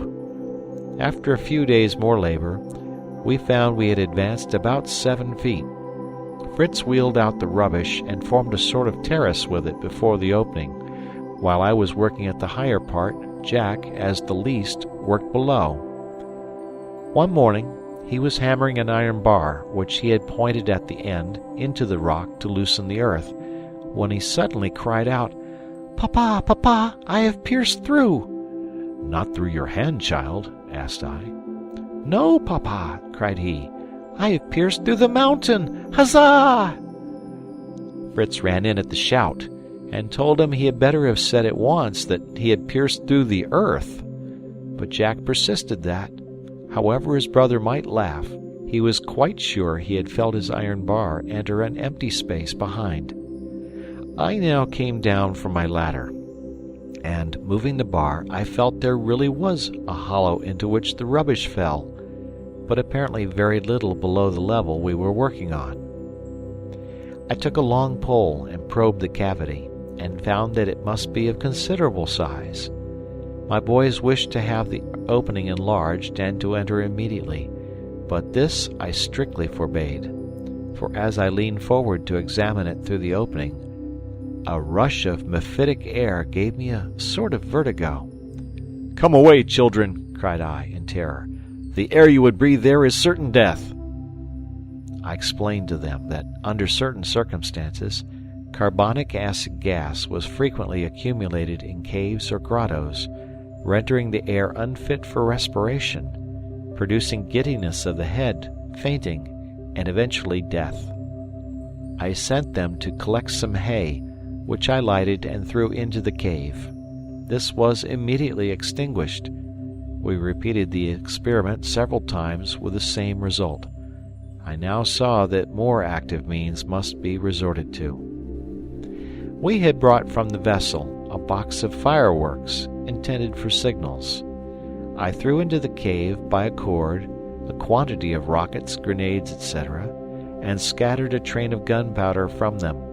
To this I applied a long match, and we retired to a little distance. This succeeded well. A great explosion agitated the air. A torrent of the carbonic acid gas rushed through the opening, and was replaced by the pure air. We sent in a few more rockets, which flew around like fiery dragons, disclosing to us the vast extent of the cave. A shower of stars, which concluded our experiment, made us wish the duration had been longer. It seemed as if a crowd of winged genii, carrying each a lamp, were floating about in that enchanted cavern. When they vanished, I threw in some more lighted hay, which blazed in such a lively manner that I knew all danger was over from the gas. But, for fear of deep pits or pools of water, I would not venture in without lights. I therefore dispatched Jack on his buffalo to report the discovery to his mother and bring all the candles she had made.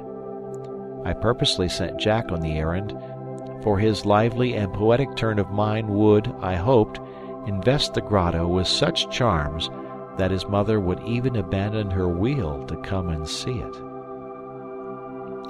Delighted with his commission, Jack leaped upon his buffalo, and waving his whip, galloped off with an intrepidity that made my hair stand on end. During his absence, Fritz and I enlarged the opening, to make it easy of access, removed all the rubbish, and swept a road for Mama. We had just finished when we heard the sound of wheels crossing the bridge, and the cart appeared, drawn by the cow and ass, led by Ernest. Jack rode before on his buffalo, blowing through his hand to imitate a horn, and whipping the lazy cow and ass. He rode up first, and alighted from his huge courser to help his mother out. I then lighted our candles, giving one to each, with a spare candle and flint and steel in our pockets. We took our arms, and proceeded in a solemn manner into the rock. I walked first, my sons followed, and their mother came last with Francis. We had not gone on above a few steps when we stopped, struck with wonder and admiration. All was glittering around us. We were in a grotto of diamonds. From the height of the lofty vaulted roof hung innumerable crystals, which, uniting with those on the walls, formed colonnades, altars, and every sort of Gothic ornament of dazzling luster, creating a fairy palace or an illuminated temple. When we were a little recovered from our first astonishment, we advanced with more confidence. The grotto was spacious, the floor smooth, and covered with a fine dry sand. From the appearance of these crystals, I suspected their nature, and on breaking off a piece and tasting it, I found, to my great joy, that we were in a grotto of rock salt, which is found in large masses in the earth, usually above a bed of gypsum and surrounded by fossils. We were charmed with this discovery, of which we could no longer have a doubt. What an advantage this was to our cattle and to ourselves! We could now procure this precious commodity without care or labor. The acquisition was almost as valuable as this brilliant retreat was in itself, of which we were never tired of admiring the beauty. My wife was struck with our good fortune in opening the rock precisely at the right spot, but I was of opinion that this mine was of great extent, and that we could not well have missed it. Some blocks of salt were scattered on the ground, which had apparently fallen from the vaulted roof. I was alarmed, for such an accident might destroy one of my children, but on examination I found the mass above too solid to be detached spontaneously, and I concluded that the explosion of the fireworks had given this shock to the subterranean palace, which had not been entered since the creation of the world. I feared there might yet be pieces loosened. I therefore sent out my wife and younger sons. Fritz and I remained, and after carefully examining the suspected parts, we fired our guns and watched the effect. 1 or 2 pieces fell, but the rest remained firm, though we struck with long poles as high as we could reach. We were now satisfied of the security of our magnificent abode, and began to plan our arrangements for converting it into a convenient and pleasant habitation. The majority were for coming here immediately, but the wiser heads determined that, for this year, Falcon's Nest was to continue our home. There we went every night, and spent the day at Tent House, contriving and arranging our future winter dwelling. End of chapter. Chapter 30. The last bed of rock, before we reached the cave which Jack had pierced, was so soft and easy to work that we had little difficulty in proportioning and opening the place for our door. I hoped that, being now exposed to the heat of the sun, it would soon become as hard as the original surface.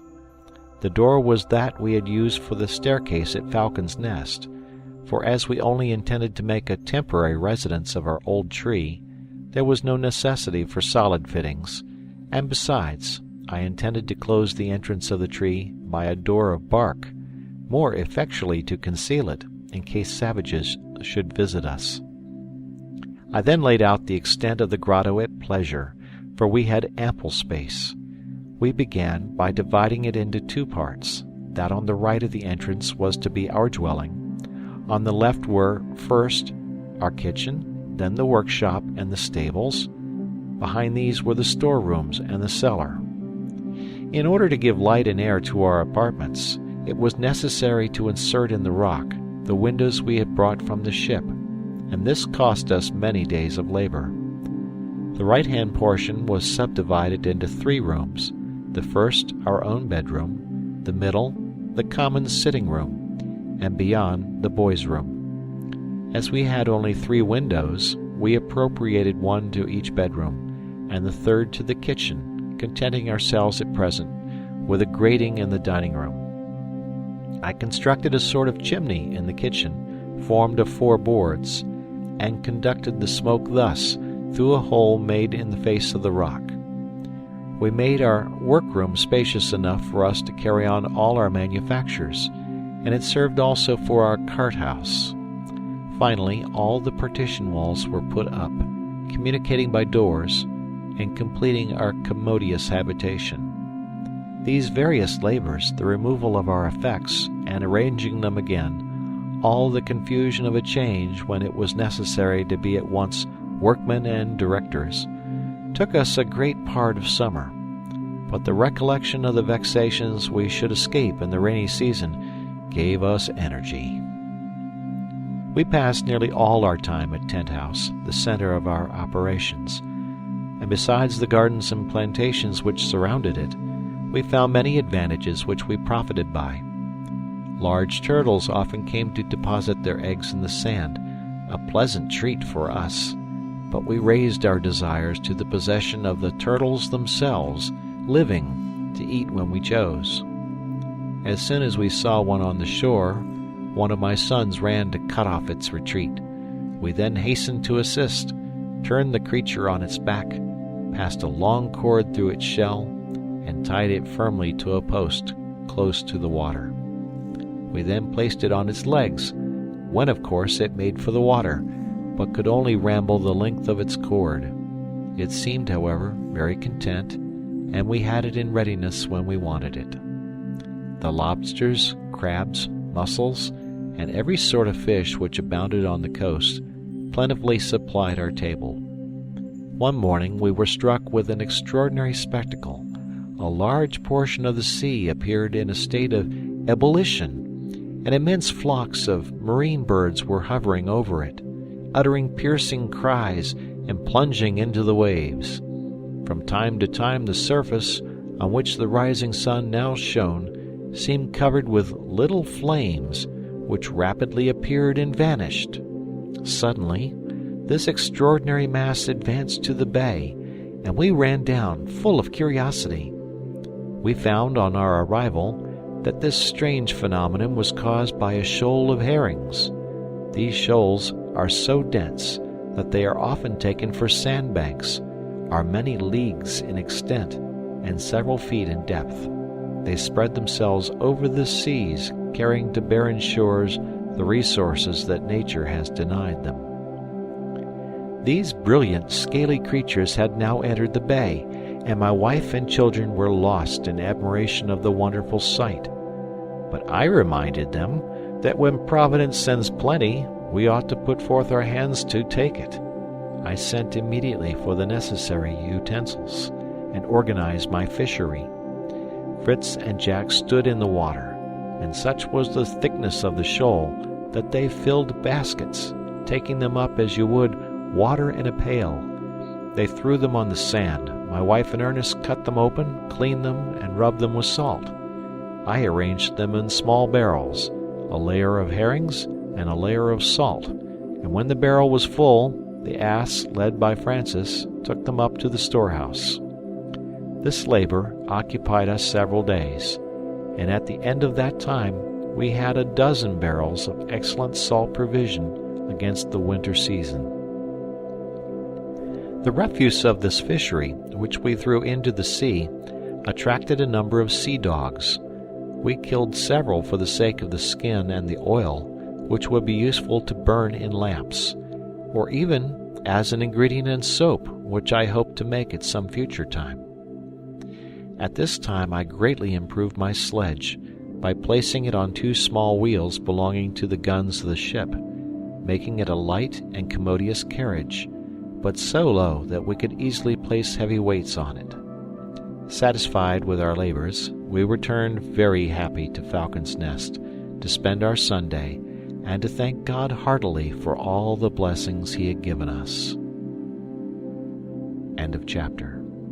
Chapter 31. We went on with our labors, but slowly, as many employments diverted us from the great work. I had discovered that the crystals of salt in our grotto had a bed of gypsum for their base, from which I hoped to obtain a great advantage.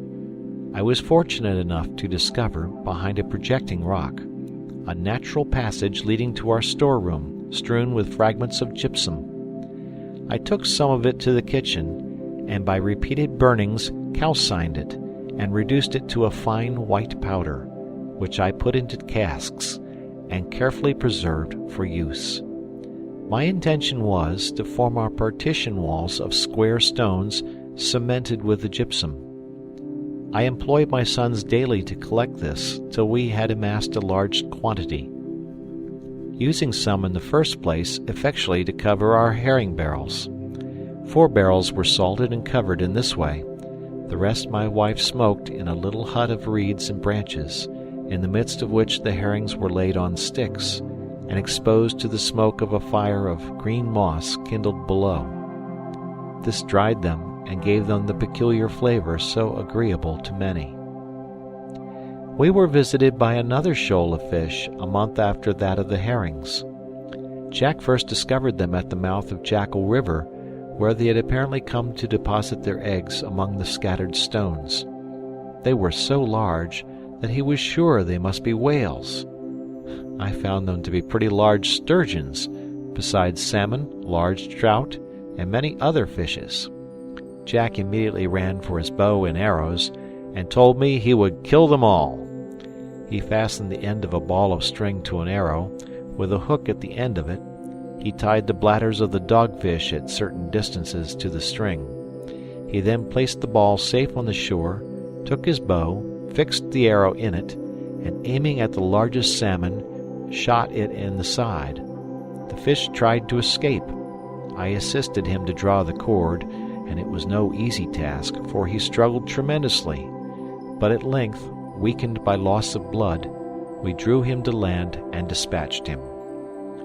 The other boys came running up to congratulate the young fisherman on his invention, and as it was to be feared that the rest, alarmed by this attack, might take their departure, we determined to abandon everything for the fishery. Fritz threw his harpoon, and landed, by means of the reel, some large salmon. Ernest took his rod and caught trout, and I, armed like Neptune with an iron trident, succeeded in striking amongst the stones some enormous fish. The greatest difficulty was to land our booty. Fritz had struck a sturgeon at least 8 feet long, which resisted our united efforts till my wife brought the buffalo, which we harnessed to the line and made ourselves masters of this immense prize. We had a great deal of labor in opening and cleaning all our fish. Some we dried and salted, some my wife boiled in oil, as they preserve the tunny. The spawn of the sturgeon, a huge mass, weighing not less than 30 pounds, I laid aside to prepare as caviar, a favorite dish in Holland and Russia.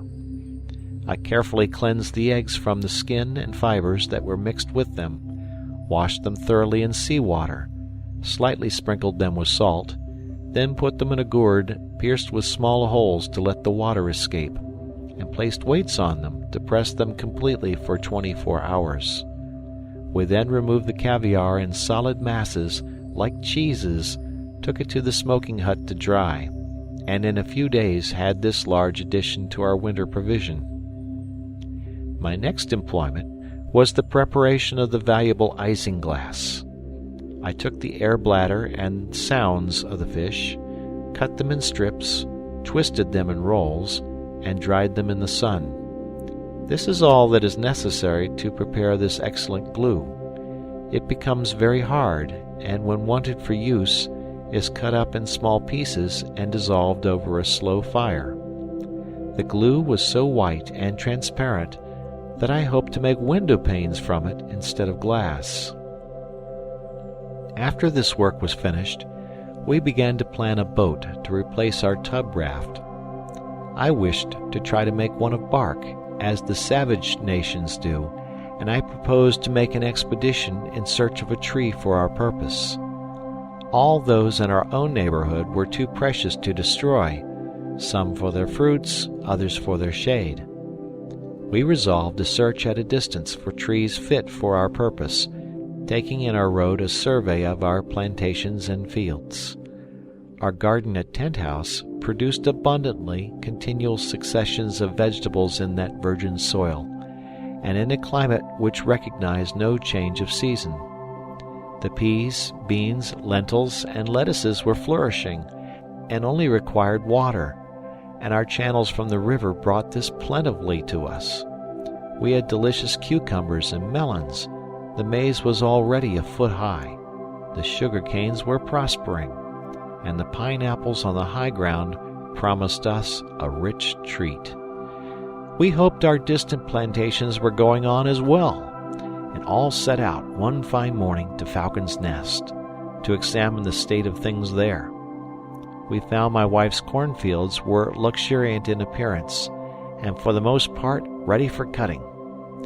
There were barley, wheat, oats, beans, millet, and lentils. We cut such of these as were ready, sufficient to give us seeds for another year. The richest crop was the maize, which suited the soil, but there were a quantity of gatherers more eager to taste these new productions than we were. There were birds of every kind, from the bustard to the quail, and from the various establishments they had formed round, it might be presumed they would not leave much for us. After our first shock at the sight of these robbers, we used some measures to lessen the number of them. Fritz unhooded his eagle and pointed out the dispersing bustards. The well-trained bird immediately soared and pounced on a superb bustard and laid it at the feet of its master. The jackal, too, who was a capital pointer, brought to his master about a dozen little fat quails, which furnished us with an excellent repast, to which my wife added a liquor of her own invention, made of the green maize, crushed in water, and mingled with the juice of the sugar cane, a most agreeable beverage, white as milk, sweet and refreshing. We found the bustard which the eagle had struck down, but slightly wounded. We washed his hurts with a balsam made of wine, butter, and water, and tied him by the leg in the poultry yard as a companion to our tame bustard. We passed the remainder of the day at Falcon's Nest, putting our summer abode into order and thrashing out our grain to save the precious seed for another year. The turkey wheat was laid by in sheaves till we should have time to thrash and winnow it, and then I told Fritz that it would be necessary to put the hand mill in order that we had brought from the wreck. Fritz thought we could build a mill ourselves on the river, but this bold scheme was, at present, impracticable. The next day we set out on an excursion in the neighborhood. My wife wished to establish colonies of our animals at some distance from Falcon's Nest, at a convenient spot, where they would be secure and might find subsistence. We selected from her poultry yard 12 young fowls. I took 4 young pigs, 2 couple of sheep, and 2 goats. These animals were placed in the cart, in which we had previously placed our provisions of every kind, and the tools and utensils we might need, not forgetting the rope ladder and the portable tent. We then harnessed the buffalo, the cow, and the ass, and departed on our tour. Fritz rode before on Lightfoot, to reconnoiter the ground, that we might not plunge into any difficulties, as this time we went in a new direction, exactly in the midst between the rocks and the shore, that we might get acquainted with the whole of the country that stretched to Cape Disappointment. We had the usual difficulty at first in getting through the high grass, and the underwood embarrassed our road, till we were compelled to use the axe frequently. I made some trifling discoveries that were useful while engaged in this labor. Amongst others, some roots of trees curved like saddles, and yokes for beasts of draught. I cut away several of these, and placed them on the cart. When we had nearly passed the wood, we were struck with the singular appearance of a little thicket of low bushes, apparently covered with snow. Francis clapped his hands with joy, and begged to get out of the cart that he might make some snowballs. Fritz galloped forward, and returned, bringing me a branch loaded with this beautiful white down, which, to my great joy, I recognized to be cotton. It was a discovery of inestimable value to us, and my wife began immediately to enumerate all the advantages we should derive from it, when I should have constructed for her the machines for spinning and weaving the cotton. We soon gathered as much as filled 3 bags, intending afterwards to collect the seeds of this marvelous plant to sow in the neighborhood of Tent House.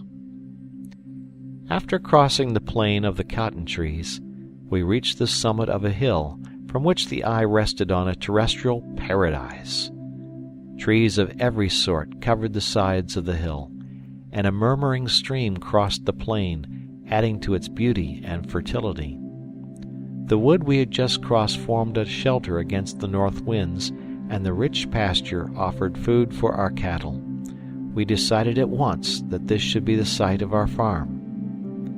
We erected our tent, made a fireplace, and set about cooking our dinner.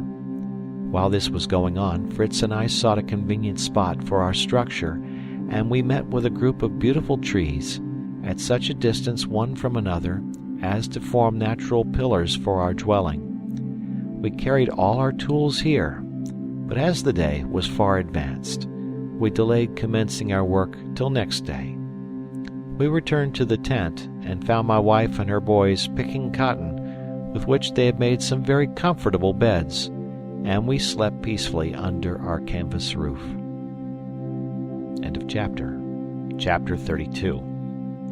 The trees which I had chosen for my farmhouse were about a foot in diameter in the trunk. They formed a long square, the long side facing the sea. The dimensions of the whole were about 24 feet by 16. I cut deep mortices in the trees, about 10 feet distant from the ground, and again 10 feet higher, to form a second story. I then placed in them strong poles. This was the skeleton of my house, solid, if not elegant. I placed over this a rude roof of bark, cut in squares, and placed sloping, that the rain might run off. We fastened these with a thorn of the acacia, as our nails were too precious to be lavished. While procuring the bark, we made many discoveries. The first was that of two remarkable trees, the Pistacia terebinthus and the Pistacia atlantica. The next, the thorny acacia, from which we got the substitute for nails. The instinct of my goats led us also to find out, among the pieces of bark, that of the cinnamon, not perhaps equal to that of Ceylon, but very fragrant and agreeable. But this was of little value compared to the turpentine and mastic I hoped to procure from the pistachios, to compose a sort of pitch to complete our intended boat. We continued our work at the house, which occupied us several days. We formed the walls of thin laths, interwoven with long, pliant reeds for about 6 feet from the ground. The rest was merely a sort of light trellis work, to admit light and air. The door opened on the front to the sea. The interior consisted simply of a series of compartments, proportioned to the guests they were to contain. One small apartment was for ourselves when we chose to visit our colony. On the upper story was a sort of hayloft for the fodder. We projected plastering the walls with clay, but these finishing touches we deferred to a future time, contented that we had provided a shelter for our cattle and fowls. To accustom them to come to this shelter of themselves, we took care to fill their racks with the food they liked best, mingled with salt, and this we proposed to renew at intervals till the habit of coming to their houses was fixed. We all labored ardently, but the work proceeded slowly from our inexperience, and the provisions we had brought were nearly exhausted. I did not wish to return to Falcon's Nest till I had completed my new establishment, and therefore determined to send Fritz and Jack to look after the animals at home and bring back a fresh stock of provisions. Our 2 young couriers set out, each on his favorite steed, Fritz leading the ass to bring back the load, and Jack urging the indolent animal forward with his whip. During their absence, Ernest and I made a little excursion to add to our provision. If we could meet with them, some potatoes and coconuts. We ascended the stream for some time, which led us to a large marsh, beyond which we discovered a lake abounding with waterfowl. This lake was surrounded by tall, thick grass, with ears of a grain which I found to be a very good, though small, sort of rice. As to the lake itself, it is only a Swiss, accustomed from his infancy to look on such smooth, tranquil waters, that can comprehend the happiness we felt on looking upon this. We fancied we were once more in Switzerland, our own dear land, but the majestic trees and luxuriant vegetation soon reminded us we were no longer in Europe, and that the ocean separated us from our native home. In the meantime, Ernest had brought down several birds with a skill and success that surprised me. A little after, we saw Nips leap off the back of his usual palfrey, Flora, and making his way through the rich grass, collect and carry rapidly to his mouth something that seemed particularly to please his palate. We followed him, and to our great comfort, were able to refresh ourselves with that delicious strawberry called in Europe the chili or pineapple strawberry. We ate plentifully of this fruit, which was of enormous size. Ernest especially enjoyed them, but did not forget the absent. He filled Nip's little pannier with them, and I covered them with large leaves, which I fastened down with reeds, lest he should take a fancy to help himself as we went home. I took also a specimen of rice for the inspection of our good housekeeper, who would, I knew, rejoice in such an acquisition. We proceeded round the lake, which presented a different scene on every side. This was one of the most lovely and fertile parts we had yet seen of this country. Birds of all kinds abounded, but we were particularly struck with a pair of black swans sailing majestically on the water. Their plumage was perfectly black and glossy, except the extremity of the wings, which was white. Ernest would have tried his skill again, but I forbade him to disturb the profound tranquility of this charming region. But Flora, who probably had not the same taste for the beauties of nature that I had, suddenly darted forward like an arrow, pounced upon a creature that was swimming quietly at the edge of the water, and brought it to us. It was a most curious animal. It resembled an otter in form, but was web-footed, had an erect bushy tail like the squirrel, small head, eyes and ears almost invisible. A long flat bill like that of a duck completed its strange appearance. We were completely puzzled. Even Ernest the naturalist could not give its name. I boldly gave it the name of the beast with the bill. I told Ernest to take it, as I wished to stuff and preserve it. "It will be," said the little philosopher, "the first natural object for our museum." "Exactly," replied I. "And when the establishment is fully arranged, we will appoint you curator." But, thinking my wife would grow uneasy at our protracted absence, we returned by a direct road to the tent. Our 2 messengers arrived about the same time, and we all sat down together to a cheerful repast. Every one related his feats. Ernest dwelt on his discoveries and was very pompous in its descriptions, and I was obliged to promise to take Fritz another time. I learnt with pleasure that all was going on well at Falcon's Nest, and that the boys had had the forethought to leave the animals with provisions for 10 days. This enabled me to complete my farmhouse. We remained 4 days longer, in which time I finished the interior, and my wife arranged in our own apartment the cotton mattresses, to be ready for our visits, and put into the houses the fodder and grain for their respective tenants. We then loaded our cart and began our march. The animals wished to follow us, but Fritz, on Lightfoot, covered our retreat, and kept them at the farm till we were out of sight. We did not proceed directly, but went towards the wood of monkeys. These mischievous creatures assaulted us with showers of the fir apples, but a few shots dispersed our assailants. Fritz collected some of these new fruits they had flung at us, and I recognized them as those of the stone pine, the kernel of which is good to eat and produces an excellent oil. We gathered a bag of these, and continued our journey till we reached the neighborhood of Cape Disappointment.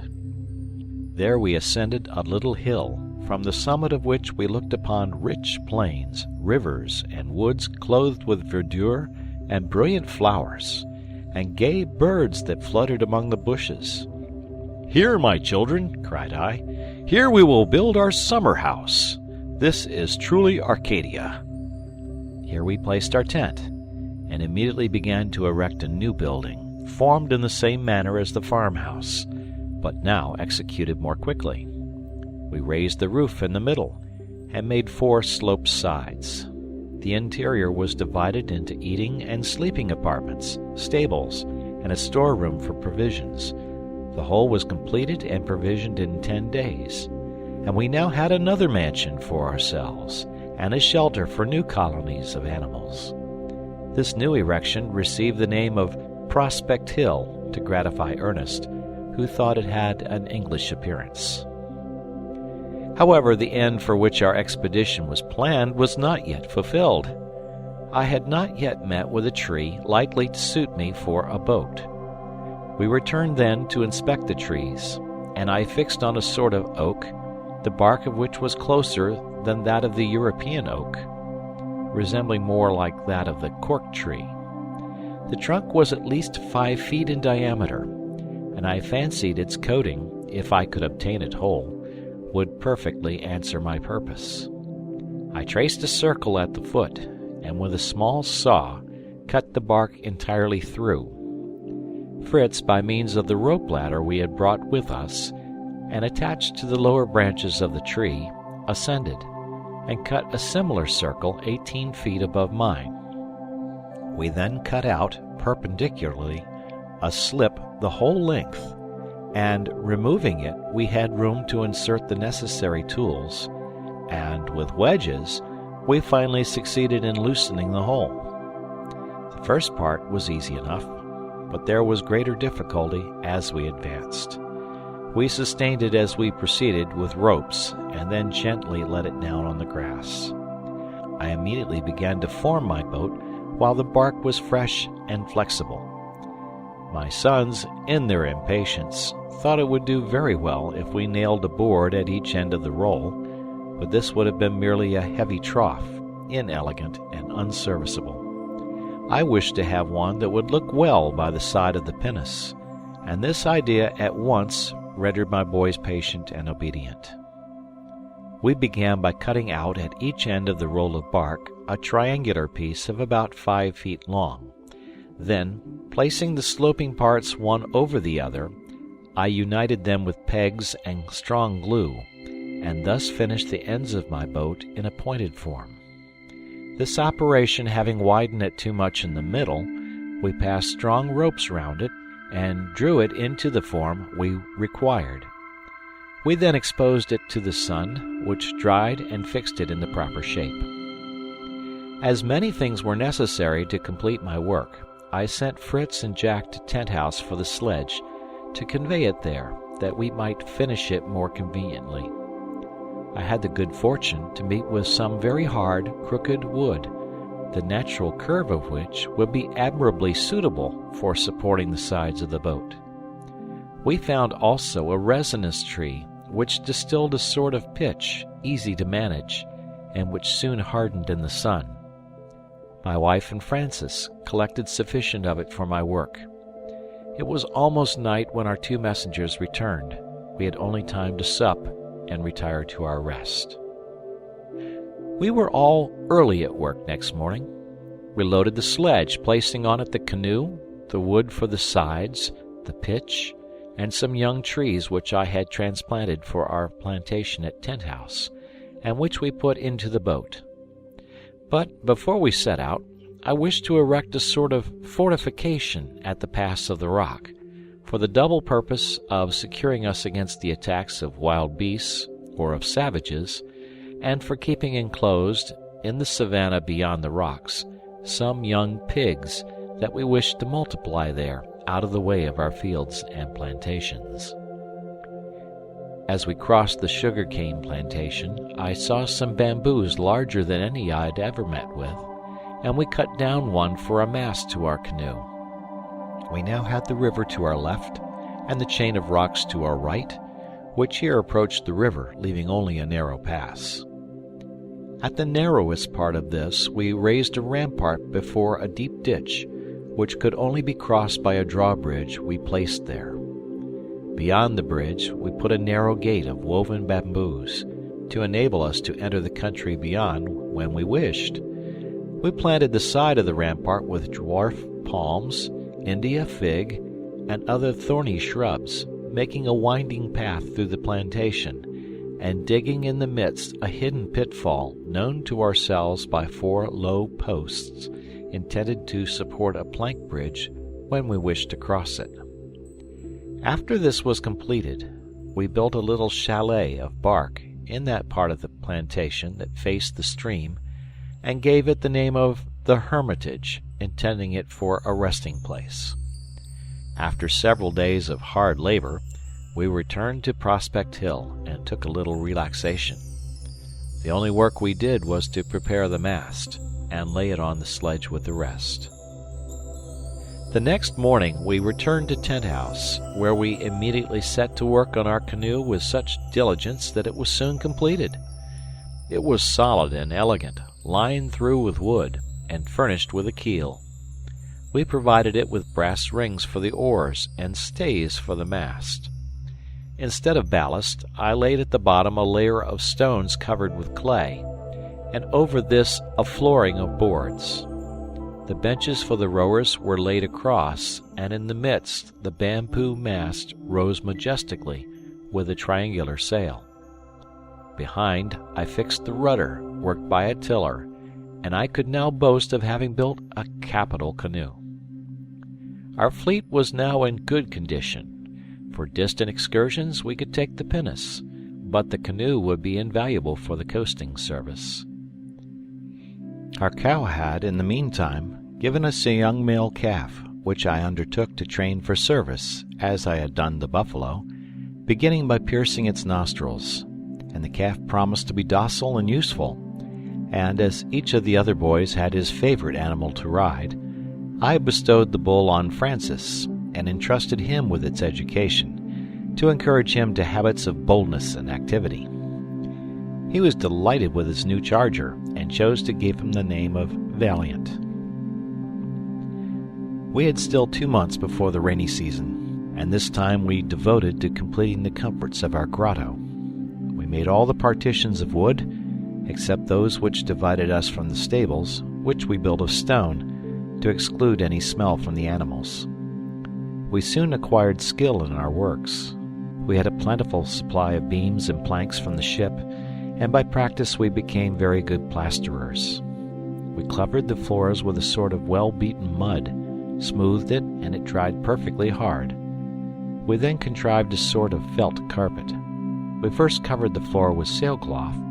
We spread over this wool and goat's hair mixed, and poured over it isinglass dissolved, rolling up the carpet and beating it well. When this was dry, we repeated the process, and in the end had a felt carpet. We made one of these for each room, to guard against any damp that we might be subject to in the rainy season. The privations we had suffered the preceding winter increased the enjoyment of our present comforts. The rainy season came on. We had now a warm, well-lighted, convenient habitation, and abundance of excellent provision for ourselves and our cattle. In the morning we could attend to their wants without trouble, for the rainwater, carefully collected in clean vessels, prevented the necessity of going to the river. We then assembled in the dining room to prayers. After that we went to our workroom. My wife took her wheel, or her loom, which was a rude construction of mine, but in which she had contrived to weave some useful cloth of wool and cotton, and also some linen, which she had made up for us. Everybody worked. The workshop was never empty. I contrived, with the wheel of a gun, to arrange a sort of lathe, by means of which I and my sons produced some neat furniture and utensils. Ernest surprised us all in this art, and made some elegant little things for his mother. After dinner, our evening occupations commenced. Our room was lighted up brilliantly. We did not spare our candles, which were so easily procured, and we enjoyed the reflection in the elegant crystals above us. We had partitioned off a little chapel in one corner of the grotto, which we had left untouched, and nothing could be more magnificent than this chapel lighted up, with its colonnades, portico, and altars. We had divine service here every Sunday. I had erected a sort of pulpit from which I delivered a short sermon to my congregation, which I endeavored to render as simple and as instructive as possible. Jack and Francis had a natural taste for music. I made them flageolets of reeds, on which they acquired considerable skill. They accompanied their mother, who had a very good voice, and this music in our lofty grotto had a charming effect. We thus made great steps towards civilization, and though condemned, perhaps, to pass our lives alone on this unknown shore, we might yet be happy. We were placed in the midst of abundance. We were active, industrious, and content, blessed with health, and united by affection. Our minds seemed to enlarge and improve every day. We saw around us on every side traces of the divine wisdom and beneficence, and our hearts overflowed with love and veneration for that almighty hand which had so miraculously saved and continued to protect us. I humbly trusted in him, either to restore us to the world, or send some beings to join us in this beloved island, where for 2 years we had seen no trace of man. To him we committed our fate. We were happy and tranquil, looking with resignation to the future. End of the first part of the journal. Postscript by the editor. It is necessary to explain how this first part of the journal of the Swiss pastor came into my hands. 3 or 4 years after the family had been cast on this desert coast, where, as we see, they lived a happy and contented life, an English transport was driven by a storm upon the same shore. This vessel was the Adventurer, Captain Johnson, and was returning from New Zealand to the eastern coast of North America by Otaheite to fetch a cargo of furs for China, and then to proceed from Canton to England. A violent storm, which lasted several days, drove them out of their course. For many days they wandered in unknown seas, and the ship was so injured by the storm that the captain looked out for some port to repair it. They discovered a rocky coast, and as the violence of the wind was lulled, ventured to approach the shore.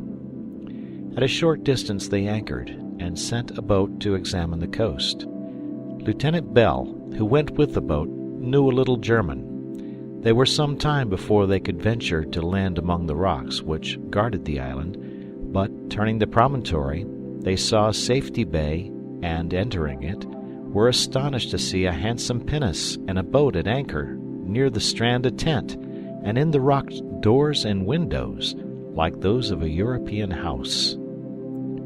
They landed, and saw a middle-aged man coming to meet them, clothed in European fashion, and well armed. After a friendly salutation, they first spoke in German, and then in English. This was the good father. The family were at Falcon's Nest, where they were spending the summer. He had seen the vessel in the morning through his telescope, but unwilling to alarm or to encourage hopes that might be vain, he had not spoken of it, but come alone towards the coast. After much friendly conference, the party was regaled with all hospitality at Tent House.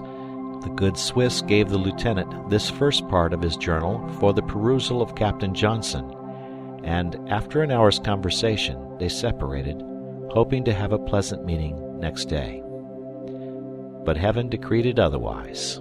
During the night another fearful storm arose. The Adventurer lost its anchor and was driven out to sea, and after several days of anxiety and danger, found itself so far from the island and so much shattered that all thoughts of returning were given up for that time, and Captain Johnson reluctantly relinquished the hope of rescuing the interesting family. Thus it happened that the first part of this journal was brought to England, and from thence sent to me, a friend of the family, in Switzerland, accompanied by a letter from the captain, declaring that he could have no rest until he found and became acquainted with this happy family, that he would search for the island in his future voyages, and either bring away the family, or, if they preferred to remain, he would send out from England some colonists and everything that might be necessary to promote their comfort. A rough map of the island is added to the journal, executed by Fritz, the eldest son. This ends Chapter 32. Chapter 33. I left the reader at the moment in which I had placed the first part of my journal in the hands of Lieutenant Bell, to deliver to Captain Johnson of the English vessel, the Adventurer, expecting him to return the next day with Lieutenant Bell. We separated in this hope, and I thought it necessary to inform my family of this expected visit, which might decide their future lot. My wife and elder sons might wish to seize this only occasion that might occur to revisit their native country, to quit their beloved island, which would doubtless cost them much sorrow at the last moment, but was necessary to their future comfort.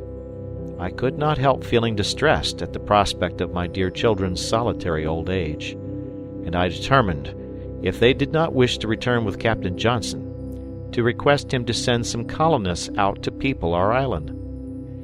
It will be remembered that I had left home alone, and at an early hour, having perceived the vessel from the top of our tree with my telescope. I had set out without breakfast, without giving my sons their tasks, or making any arrangements for the labors of the day. My conference with Lieutenant Bell had been long. It was now past noon, and knowing how prompt my wife was to alarm herself, I was surprised that I did not meet her, nor any of my sons.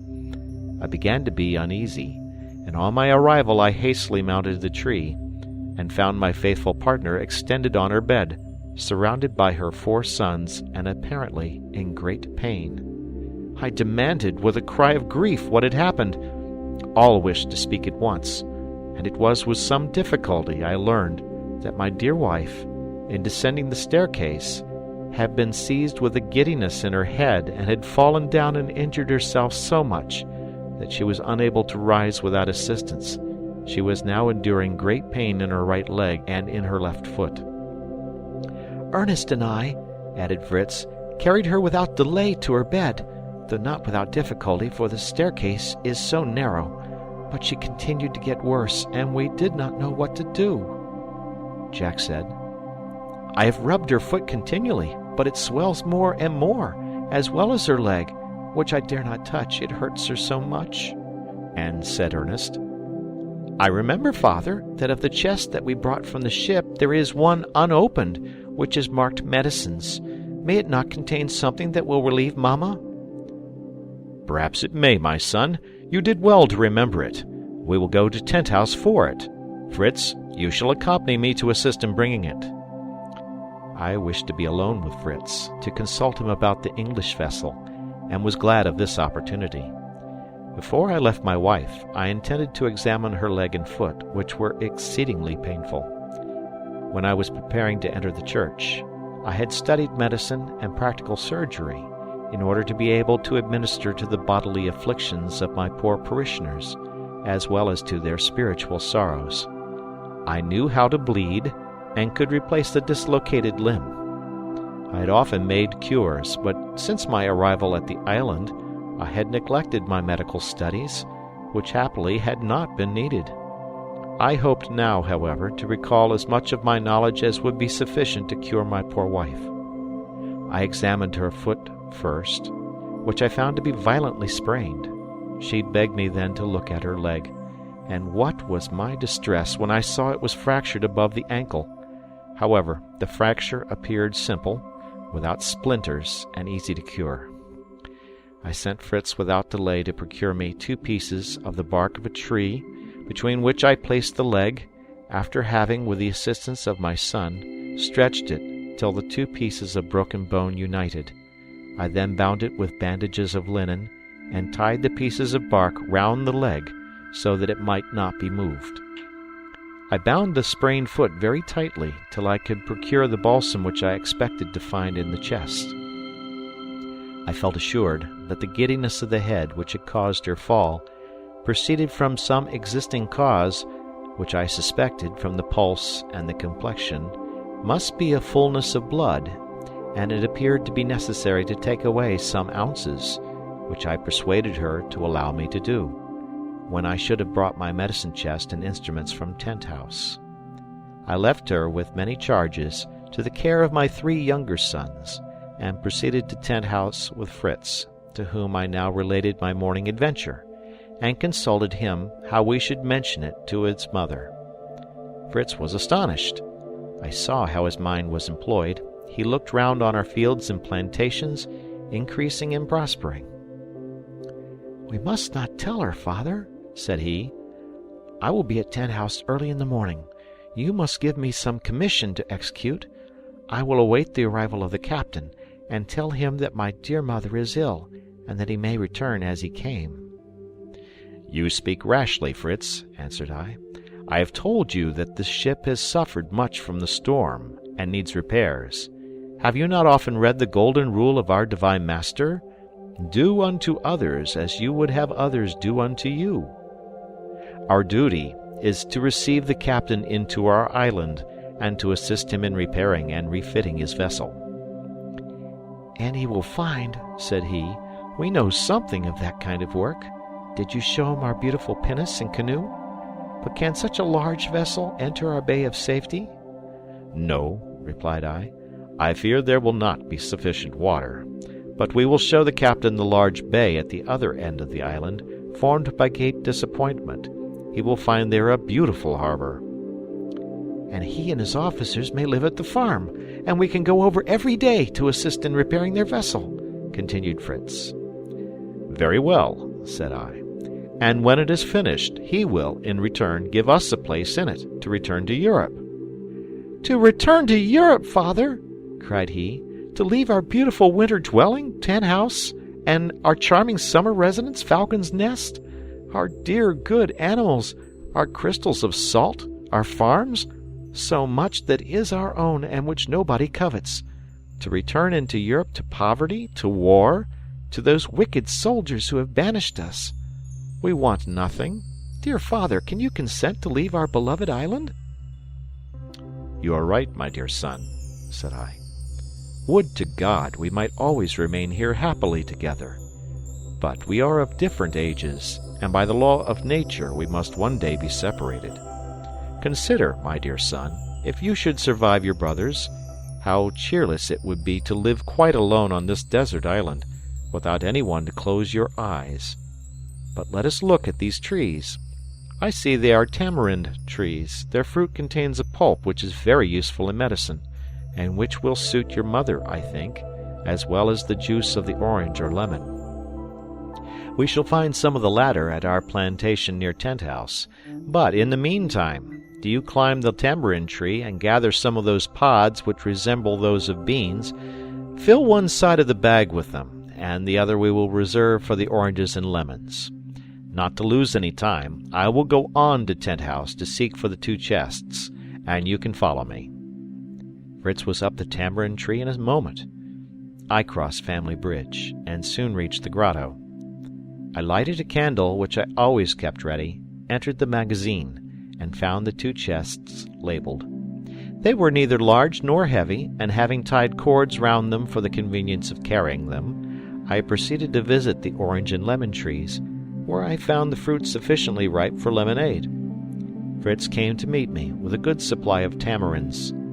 We filled the other end of his sack with oranges and lemons. He threw it over his shoulder, and, neither of us being overloaded, we pursued our way homewards very quickly, notwithstanding the heat, which was excessively oppressive, though the sun was hidden under the thick clouds, which entirely concealed the sea from us. Nothing was to be seen but the waves breaking against the rocks. Fritz expressed his fears that a storm was coming on, which might prove fatal to the vessel, and wished to take out the pinnace and endeavored to assist Captain Johnson. Delighted as I felt with his fearless humanity, I could not consent. I reminded him of the situation of his mother. "Forgive me, dear father," said he. "I had forgotten everything but the poor vessel. But the captain may do as we did, leave his ship between the rocks, and come with all in the vessel to establish themselves here. We will give them up a corner of our islands, and if there should be any ladies amongst them, how pleasant it would be for Mamma to have a friend." The rain fell now in torrents, and we proceeded with great difficulty. After crossing the bridge, we saw at a distance a very extraordinary figure approaching us. We could not ascertain what species of animal it was. It appeared taller than any of the monkeys we had seen, and much larger, of a black or brown color. We could not distinguish the head, but it seemed to have 2 thick and movable horns before it. We had fortunately taken no gun with us, or Fritz would certainly have fired at the singular animal. But as it rapidly approached us, we soon recognized the step, and the cry of pleasure which hailed us. "It is Jack!" we exclaimed, and in fact it was he, who was hurrying to meet us with my large cloak and waterproof caoutchouc boots. I had neglected to take them, and my dear little fellow had volunteered to bring them to Tent House. To protect himself on the way, he had put the cloak on, covering his head with a hood, and my boots being too large for him, he had put one on each arm, which he held up to secure the hood. Conceive what a singular figure he made. Notwithstanding our uneasiness and our wretched condition, for we were wet to the skin, we could not but laugh heartily at him. I would not consent to use the coverings he had brought. Neither Fritz nor I could be worse for the distance we had to go, and Jack was younger and more delicate. I obliged him, therefore, to retain his curious protection, and asked how he had left his mother. "Very uneasy," said he, "about you, else I think she must be much better, for her cheeks are very red, and her eyes very bright, and she talks incessantly. She would have come herself to seek you, but could not rise, and when I told her I would come, she bid me be very quick, and when I was coming downstairs, I heard her call me back for fear of the rain and the thunder. I would not hear her, but ran as fast as I could, hoping to reach Tent House. Why did you come back so soon? To spare you half your journey, my brave little man, said I, hastening on, for Jack's account of his mother made me uneasy. I perceived she must be laboring under fever, and the blood ascending to her head. My children followed me, and we soon reached the foot of our castle in the air. End of chapter. Chapter 34. We entered our apartment literally as if we had come out of the sea, and I found my poor Elizabeth much agitated. Heaven be praised, said she, but where is Jack, that rash little fellow? Here I am, mamma, said he, as dry as when I left you. I have left my dress below, that I might not terrify you, for if Mr. Fritz had had his gun, I might have been shot as a rhinoceros, and not been here to tell you my story. The good mother then turned her thoughts on Fritz and me, and would not suffer us to come near her till we had changed our drenched garments. To oblige her, we retired to a little closet I had contrived between two thick branches at the top of the staircase, which was used to contain our chests of linen, our dresses, and our provisions. Our dress was soon changed. We hung up the wet garments, and I returned to my companion, who was suffering from her foot, but still more from a frightful headache. She had a burning fever. I concluded that bleeding was urgently needed, but commenced by assuaging her thirst with some lemonade. I then opened my box of surgical instruments, and approaching the opening to the east, which served us for a window, and which we could close by means of a curtain, that was now entirely raised to give air to our dear invalid and to amuse my children, who were watching the storm. The mighty waves that broke against the rocks, the vivid lightning bursting through the castles of murky clouds, the majestic and incessant rolling of the thunder, formed one of those enchanting spectacles to which they had been from infancy accustomed. As in the Swiss mountains, we are liable to frightful storms, to which it is necessary to familiarize oneself, as one cannot avoid them. I had accustomed my wife and children, by my own example, to behold, not only without fear, but even with admiration, these great shocks of the elements, these convulsions of nature. I had opened the chest, and my children had directed their attention to the instruments it contained. The first were a little rusty, and I handed them to Ernest, who, after examining them, placed them on a table inside the window. I was searching for a lancet in good condition, when a clap of thunder, such as I had never heard in my life, terrified us all so much that we nearly fell down.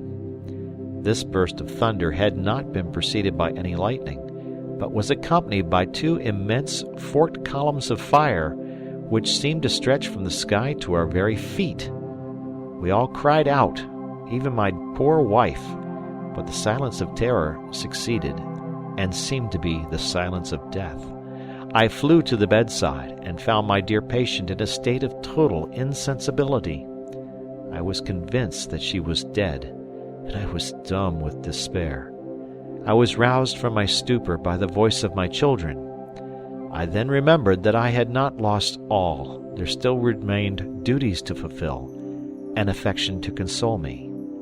"My children," cried I, extending my arms to them, "come and comfort your unfortunate father. Come and lament with him, the best of wives and mothers." Terrified at the appearance of their mother, they surrounded her bed, calling on her in piercing accents. At that moment I saw my little Francis was missing, and my grief was augmented by the fear that he had been killed by the lightning. I hastily turned to the window, expecting to find my child dead and our dwelling in flames. Fortunately, all was safe, but in my distraction I scarcely thanked God for his mercy, at the very moment even when he graciously restored to me my lost treasures. Francis, frightened by the storm, had hidden himself in his mother's bed and fallen asleep. Awaked by the thunder, he had dared not to move, fearing it announced the arrival of the savages. But at last the cries of his brothers roused him, and raising his pretty fair head, supposing his mother sleeping, he flung his arms around her neck, saying, "Wake, Mamma, we are all here. Papa, my brother's in the storm too, which is very beautiful, but it frightens me. Open your eyes, Mamma. Look at the bright lightning, and kiss your little Francis." Either his sweet voice, or the cries of her elder children, restored her faculties. She gradually recovered and called me to her. The excess of my joy threatened to be almost as fatal as my grief. With difficulty I controlled my own feelings and those of my boys, and after I had sent them from the bed, I ascertained that she was not only really living, but much better. The pulse was calm, and the fever had subsided, leaving only a weakness that was by no means alarming. I relinquished joyfully the intention of bleeding her, the necessity of which I had trembled to contemplate, and contented myself with employing the boys to prepare a cooling mixture, composed of the juice of the lemon, of barley, and tamarinds, which they completed to the great satisfaction of their mother. I then ordered Fritz to descend to the yard to kill a fowl, pluck and boil it, to make broth, a wholesome and light nourishment for our dear invalid. I told one of his brothers to assist him, and Jack and Francis, frequently employed under their mother, were ready in a moment. Ernest alone remained quietly on his seat, which I attributed to his usual indolence, and tried to make him ashamed of it. "Ernest," said I, "you are not very anxious to oblige your mother. You sit as if the thunderbolt had struck you." "It has indeed rendered me unfit to be of any service to my good mother," said he quietly, and drawing his right hand from under his waistcoat, he showed it to me, most frightfully black and burnt. This dear child, who must have suffered very much, had never uttered a complaint, for fear of alarming his mother, and even now he made a sign to me to be silent, lest she should hear and discover the truth. She soon, however, fell into a sleep, which enabled me to attend to poor Ernest, and to question him about the accident. I learned that a long and pointed steel instrument, which he was examining near the large window, stooping over it to see it better, had attracted the lightning, which, falling partly on the hand to which he held it, had caused the misfortune. There were traces on his arm of the electric fire, and his hair was burnt on one side. By what miracle the electric fluid had been diverted, and how we, dwelling in a tree, had been preserved from a sudden and general conflagration, I knew not. My son assured me he had seen the fire run along the instrument he held, and from thence fall perpendicularly to the earth, where it seemed to burst with a second explosion. I was impatient to examine this phenomenon, and to see if any other traces were left, except those on the hand of my son, which it was necessary, in the first place, to attend to. I remembered frequently to have applied with success in burns the most simple and easy of remedies, which everybody can command. This is, to bathe the hand affected in cold water, taking care to renew it every 8 or 10 minutes. I placed Ernest between 2 tubs of cold water, and exhorting him to patience and perseverance, I left him to bathe his hand, and approached the opening, to try and discover what had preserved us, by averting the direction of the lightning, which one might have expected would have killed my son and destroyed our dwelling. I saw only some light traces on the table, but, on looking more attentively, I found that the greater part of the surgical instruments which Ernest had placed upon it were either melted or much damaged. In examining them separately, I remarked one much longer than the rest, which projected beyond the edge of the table, and was much marked by the fire. I could not easily take it up, it had adhered somewhat in melting, and in endeavoring to disengage it, I saw that the point, which was beyond the opening, touched a thick wire which seemed to be suspended from the roof of our tent. All was now explained to me, except that I could in no way account for this wire, placed expressly to serve as a conductor for the lightning. It seemed to be the work of magic. The evening was too far advanced for me to distinguish how it was fastened, and what fixed it below. Therefore, enjoining Ernest to call loudly if he needed me, I hastened down. I saw my 3 cooks very busy as I passed through, preparing the broth for their mother. They assured me it would be excellent. Fritz boasted that he had killed the fowl with all speed, Jack that he had plucked it without tearing it much, and Francis that he had lighted and kept up the fire. They had nothing to employ them just then, and I took them with me to have some one to talk to on the phenomenon of the lightning.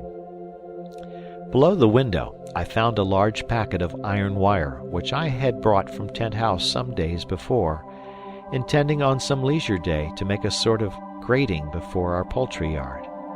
By what chance was it here, and hooked by one end to the roof of our house? Some time before I had replaced our cloth canopy by a sort of roof covered with bark, nailed upon laths. The cloth still enclosed the sides and front. All was so inflammable that, but for the providential conductor, we might have been in flames in an instant. I thanked God for our preservation, and little Francis, seeing me so happy, said, "Is it quite true, Papa, that this wire has preserved us?" "Yes, it is true, my darling, and I wish to know what good genius has placed it there, that I may be thankful," said I. "Ah, Father," said my little fellow, "embrace me, but do not thank me, for I did not know that I was doing good." Astonished at this information, I requested my boy to tell me why and how he had fixed the wire. "I wanted to reach some figs," said he, "when you and Fritz were at Tent House and Jack and Ernest were nursing Mamma. I wished to do some good for her. I thought she would like some of our sweet figs, but there were none in my reach, and I had no stick long enough to beat them down. I went below and found that great roll of wire. I tried to break a piece off, but could not, and I then determined to carry the whole up to our dwelling, and to bend one end into a hook by which I might catch some of the branches and bring them near me to gather the figs. I was very successful at first, and secured 1 or 2 figs. I had my packet of wire on the table by the window, and stood near it myself. I thought I could reach a branch that hung over our roof, loaded with fruit. I leaned forward and extended my hook to the branch. I felt I had secured it, and joyfully began to pull. You know, Papa, they bend and don't break. But it remained immovable, as well as my hook, which was held by one of the laths in the roof. I pulled with all my strength, and in my efforts I struck my foot against the roll of wire, which fell down to the ground without detaching the hook. You may judge how firm it is, for it is no trifling leap from our house to the ground. "A good work indeed, my boy," said I, "is yours, for it has saved us. God has inspired you, and has made use of the hand of a child for our preservation. Your conductor shall remain where you so happily placed it. We may still have need of it. The sky still looks very threatening. Let us return to your mother and take a light with us." I had contrived a sort of portable lantern made of isinglass, which lighted us in our offices. Moreover, a calabash pierced with small holes, with a candle inside, was placed at the top of the winding staircase, and lighted it entirely, so that we were able to descend without danger by night as well as by day. I was, however, uneasy about the way we should bring my wife down, if we found it necessary to remove her during her sickness. I named it to Fritz. "Have no uneasiness, Father," said he. "Ernest and I are very strong now, and we can carry Mamma like a feather." "You and I might, my dear boy," said I, "but Ernest cannot be of much assistance to us at present." I then related his misfortune to them. They were distressed and astonished, not comprehending the cause, which I promised to explain. They wished now, however, to see their brother. Fritz then requested, in a low tone of voice, that he might go to Tent House to see if the vessel and the captain had arrived. Seeing his brothers listening with curiosity, I thought it best to tell them the affair, requesting them, however, not to name it to their mother at present. Jack, who was now about 14 years of age, listened with a most intense interest, his eyes sparkling with joy and surprise. "A vessel! People from Europe! Do you think they've come to seek us? Perhaps they are our relations and friends." "How glad should I be," said Frances, "if my good grandmamma were there. She loved me so much and was always giving me sweetmeats." This was the mother of my dear wife, from whom she had parted with extreme regret. I knew that a single word from the child would have relieved all her sorrows, and would in her present state be dangerous. I therefore forbade him naming such a thing to his mother, even if we mentioned the vessel. We ascended, and found our dear patient awake, with Ernest at her side, his hand tied up, and somewhat relieved, though from not having applied the water immediately there were several blisters, which he requested me to open.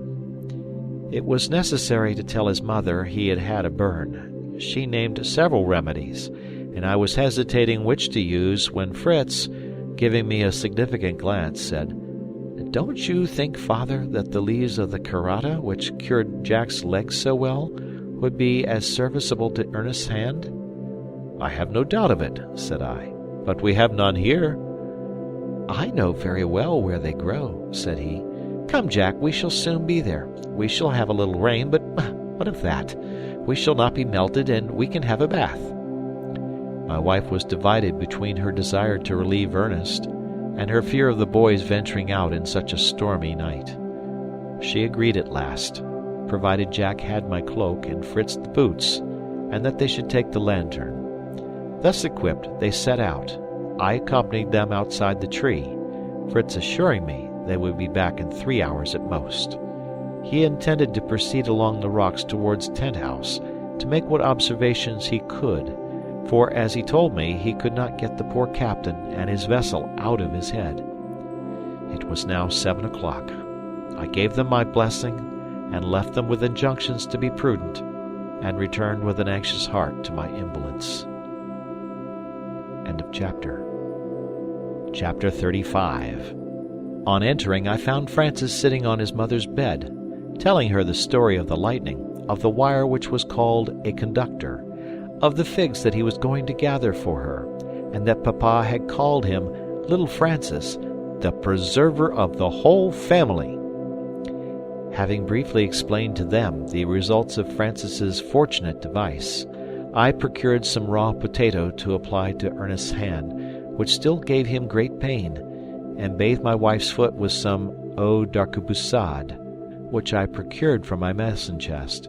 Here I also met with some laudanum, a few drops of which I infused into the lemonade, wishing her to sleep till her sons returned. She soon was in a sweet slumber.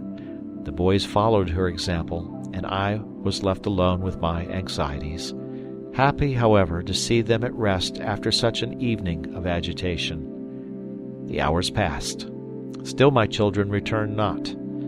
I was continually at the window, listening for their steps or the sounds of their voices. I heard only the rain falling in torrents, the waves breaking against the rocks, and the wind howling frightfully.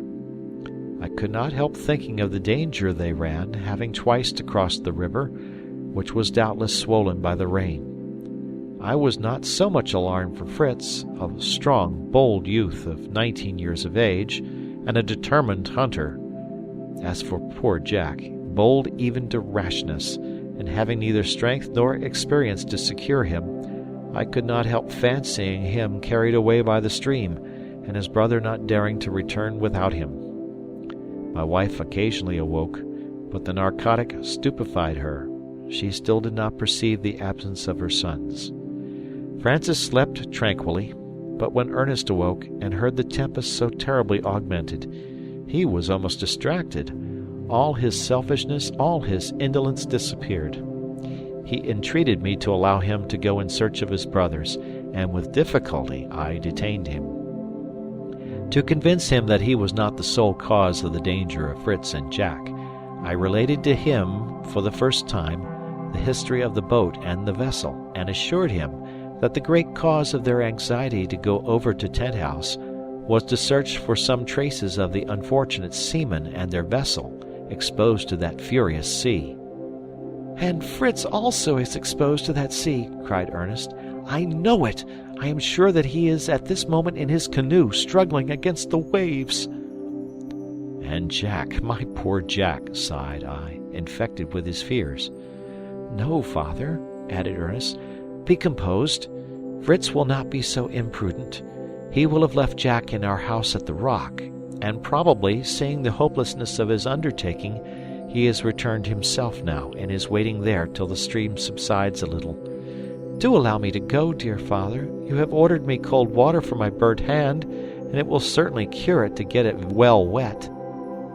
I could not consent to expose my third son to the tempest, which was now become frightful. The sailcloth which covered our window was torn into 1,000 pieces and carried away. The rain, like a deluge, forced itself into our dwelling, even to the bed where my wife and child were lying. I could neither make up my mind to leave them myself in this perilous situation, nor to spare my boy, who could not even be of any use to his brothers.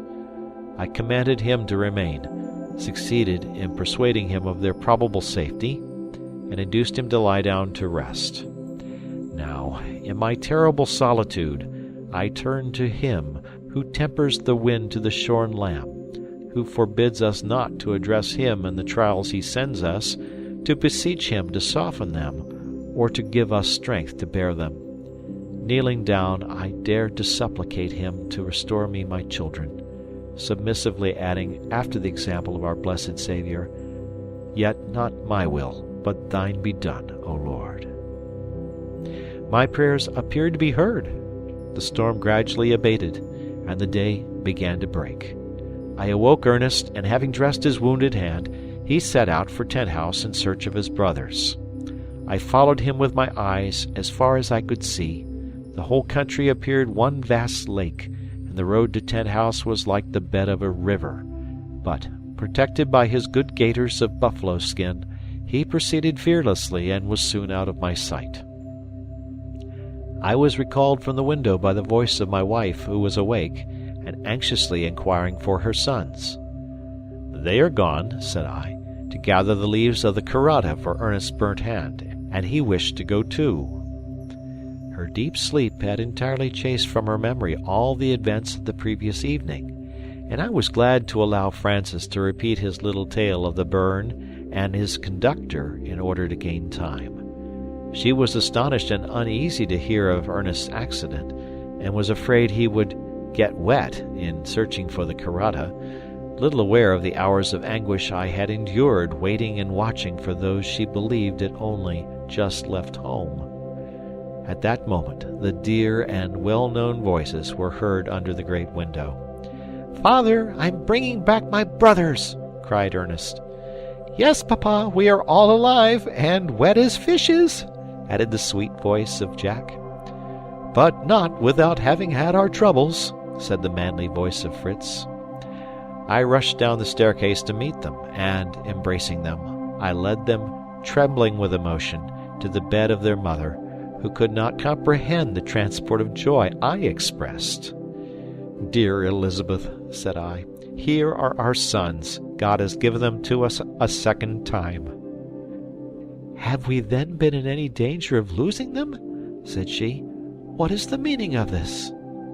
They saw their mother was unconscious of their long absence, and assured her it was only the storm which had so completely wetted them, that it alarmed me. I hastened to get them to change their clothes, and go to bed a little while to rest themselves, as, however anxious I was myself, I wished to prepare my wife for their recital, and also to tell her of the vessel. Jack would not go till he had produced his bundle of the carrata leaves. "There is enough for 36 thunderstorms," said he, "and I will prepare them. I've had some experience with my own, and I know the best method." He soon divided one of the leaves with his knife, after cutting away the triangular thorn from the end, and applied it to his brother's hand, binding it with his handkerchief. Having completed this dressing, he threw off his clothes, and, jumping into his bed, he and his brothers were sound asleep in 10 minutes. I then sat down by my wife and began my tale, from my first view of the vessel and my anxious watching for intercourse with it, in order that we might take the opportunity to return to Europe. "But why should we return to Europe?" said she. "We want nothing here now, since I have got flax, cotton, and a wheel. Our children lead an active, healthy, and innocent life, and live with us, which they might not do in the world. For 4 years we have been happy here, and what shall we find in Europe to compensate us for what we leave here? Poverty, war, and none of those things which we have here abundantly." "But we should find Grandmamma," said little Francis, and stopped, recollecting my prohibition. He had, however, said sufficient to bring tears to his mother's eyes. "You are right, my darling," said she. "That is my sole regret. But my dear parent was aged and infirm. In all probability I should no longer find her in this world, and if removed to heaven, she watches over us in this island, as well as if we were in Europe." After my dear wife had subdued the agitation this remembrance caused her, I pursued the conversation as follows. End of chapter. Chapter 36. "I see, my dear wife," said I, "that you, as well as the rest of my family, are contented to remain on this island, where it seems it is the will of God for us to dwell, as it is improbable that in such a tempest Captain Johnson would risk approaching the island, if indeed it has not already been fatal to him. I'm impatient to learn if Fritz has any tidings of him, for it was on the shore near Tent House that he and Jack passed the night." "Well done, my good and courageous boys," said their mother. "They might at any rate have given assistance to them if wrecked." "You are more courageous than I am, my dear Elizabeth," answered I. "I have passed the whole night mourning for my children, and you think only of the good they might have done to their fellow creatures." My sons were awake by this time, and I eagerly inquired if they had discovered any traces of the vessel. Fritz said they had not, but he feared it would never be able to resist the fury of the tempest. "No, indeed," said Jack. "Those mountains of waves, which were not fixtures like other mountains, came full gallop to swallow up Fritz the Great, Jack the Little, and their fine canoe. My wife nearly fainted when she heard they had ventured on that terrible sea, and I reminded Fritz that I had forbidden him to do this. "But you have often said to me, Papa," said he, "do unto others as you would they should do unto you, and what a happiness it would have been to us when our vessel was wrecked if we had seen a canoe." "With 2 bold men coming to our assistance," said Jack. "But go on with your story, Fritz." Fritz continued. "We proceeded first to the rocks, and with some difficulty, and not until Jack had shed some blood in the cause, we secured the carrata leaves with their ugly thorns at the end.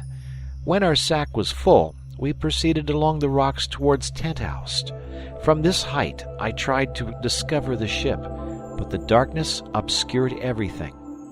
Once I thought I perceived at a great distance a fixed light, which was neither a star nor the lightning, and which I lost sight of occasionally. We had now arrived at the cascade, which, from the noise, seemed much swollen by the rain.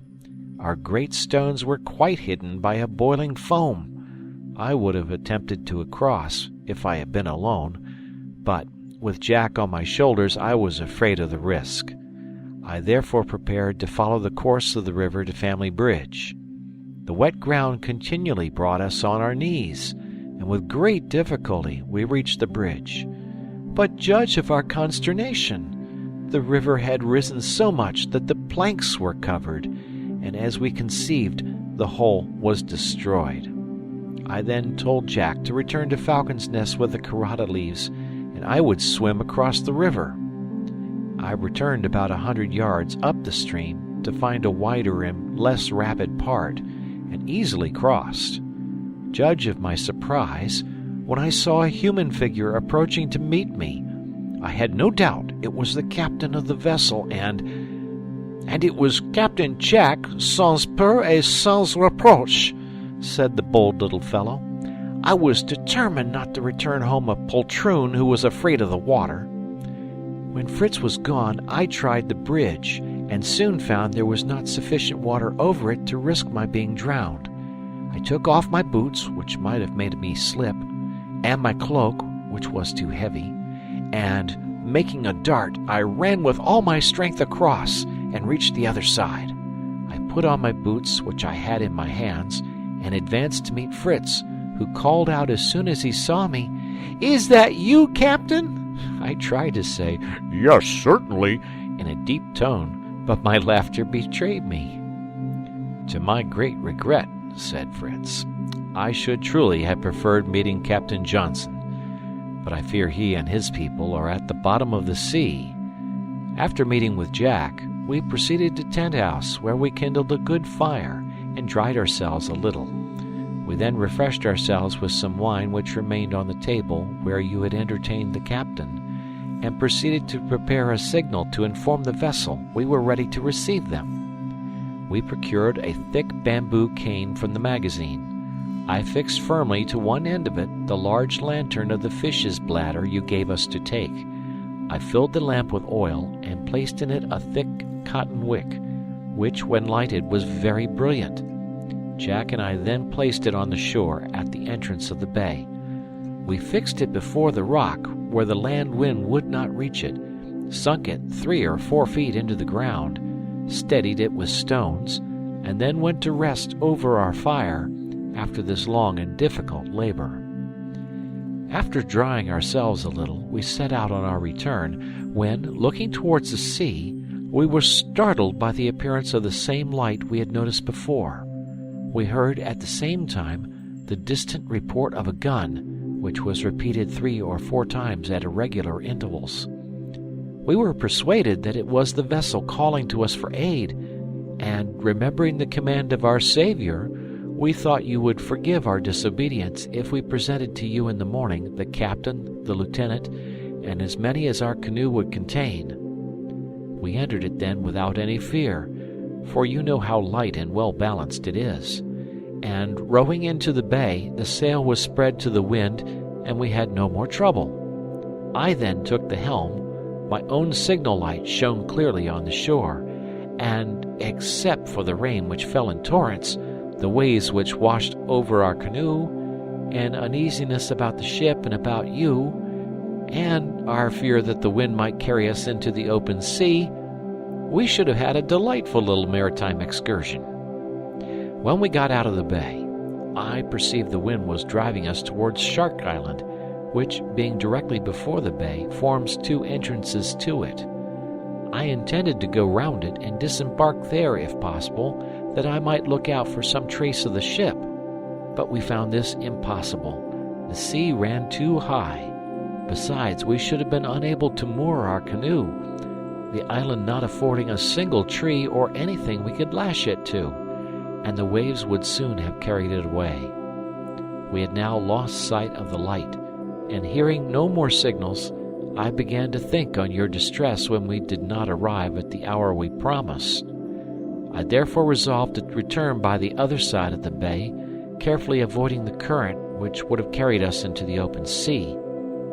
I lowered the sail by means of the ropes you had fixed to it, and we rowed into port. We carefully moored the canoe, and without returning to Tent House, took the road home. We crossed the bridge as Jack had done, found the waterproof cloak and bag of carrata leaves where he had left them, and soon after met Ernest. As it was daylight, I did not take him for the captain, but knew him immediately, and felt the deepest remorse when I heard from him in what anxiety and anguish you had passed the night. Our enterprise was imprudent and altogether useless, but we might have saved life, which would have been an ample remuneration.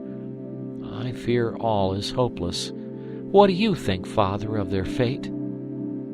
I hope they are far from this dangerous coast, said I, but if still in our neighborhood, we will do all we can to assist them. As soon as the tempest is subsided, we will take the pinnace and sail round the island. You have long urged me to this, Fritz, and who knows but that on the opposite side we may find some traces of our own poor sailors, perhaps even meet with them. The weather gradually clearing, I called my sons to go out with me. My wife earnestly besought me not to venture on the sea. I assured her it was not sufficiently calm, but we must examine our plantations to ascertain what damage was done, and at the same time we might look out for some traces of the wreck. Besides, our animals were becoming clamorous for food. Therefore, leaving Ernest with her, we descended to administer in the first place to their wants. End of chapter. Chapter 37. Our animals were impatiently expecting us. They had been neglected during the storm and were ill supplied with food, besides being half sunk in water. The ducks and the flamingo liked it well enough, and were swimming comfortably in the muddy water, but the quadrupeds were complaining aloud, each in his own proper language, and making a frightful confusion of sounds. Valiant especially, the name Francis had bestowed on the calf I had given him to bring up, bleated incessantly for his young master, and could not be quieted till he came. It is wonderful how this child, only 12 years old, had tamed and attached this animal, though sometimes so fierce. With him he was as mild as a lamb. The boy rode on his back, guiding him with a little stick with which he just touched the side of his neck as he wished him to move. But if his brothers had ventured to mount, they would have been certainly thrown off. A pretty sight was our cavalry, Fritz on his handsome onagra, Jack on his huge buffalo, and Francis on his young bull. There was nothing left for Ernest but the donkey, and its slow and peaceful habits suited him very well.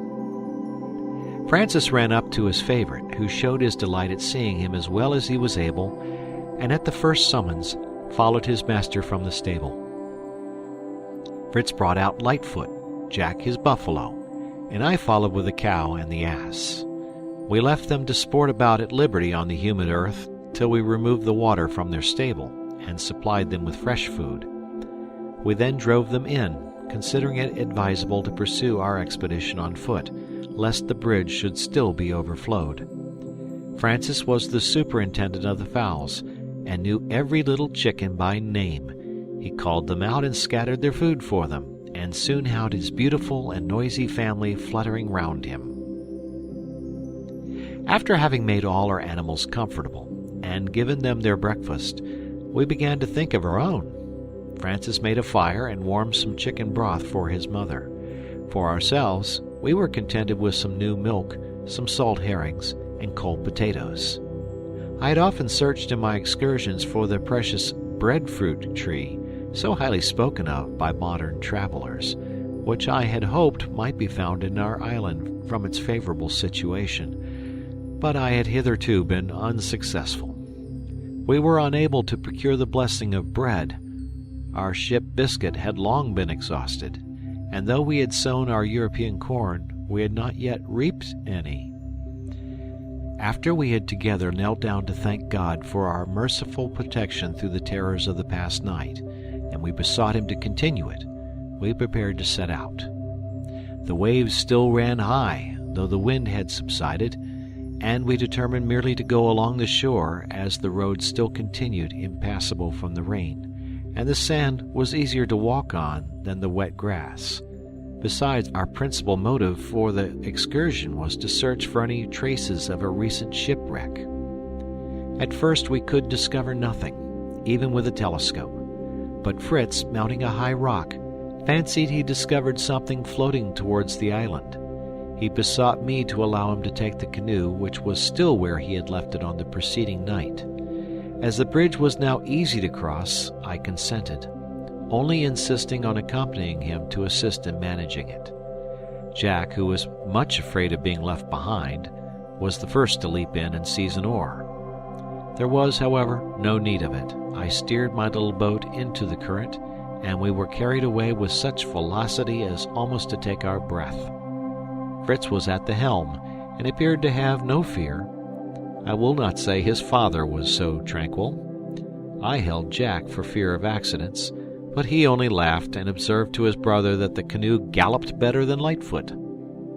We were soon in the open sea, and directed our canoe towards the object we had remarked, and which we still had in sight. We were afraid it was the boat upset, but it proved to be a tolerably large cask, which had probably been thrown overboard to lighten the distressed vessel. We saw several others, but neither mast nor plank to give us any idea that the vessel and boat had perished. Fritz wished much to have made the circuit of the island to assure ourselves of this, but I would not hear of it. I thought of my wife's terror. Besides, the sea was still too rough for our frail bark, and we had, moreover, no provisions. If my canoe had not been well built, it would have run great risk of being overset by the waves, which broke over it. Jack, when he saw one coming, lay down on his face, saying he preferred having them on his back rather than in his mouth. He jumped up as soon as it passed to help to empty the canoe, till another wave came to fill it again. But, thanks to my outriggers, we preserved our balance very well, and I consented to go as far as Cape Disappointment, which merited the name a second time. For we found no trace here of the vessel, though we mounted the hill, and thus commanded a wide extent of view.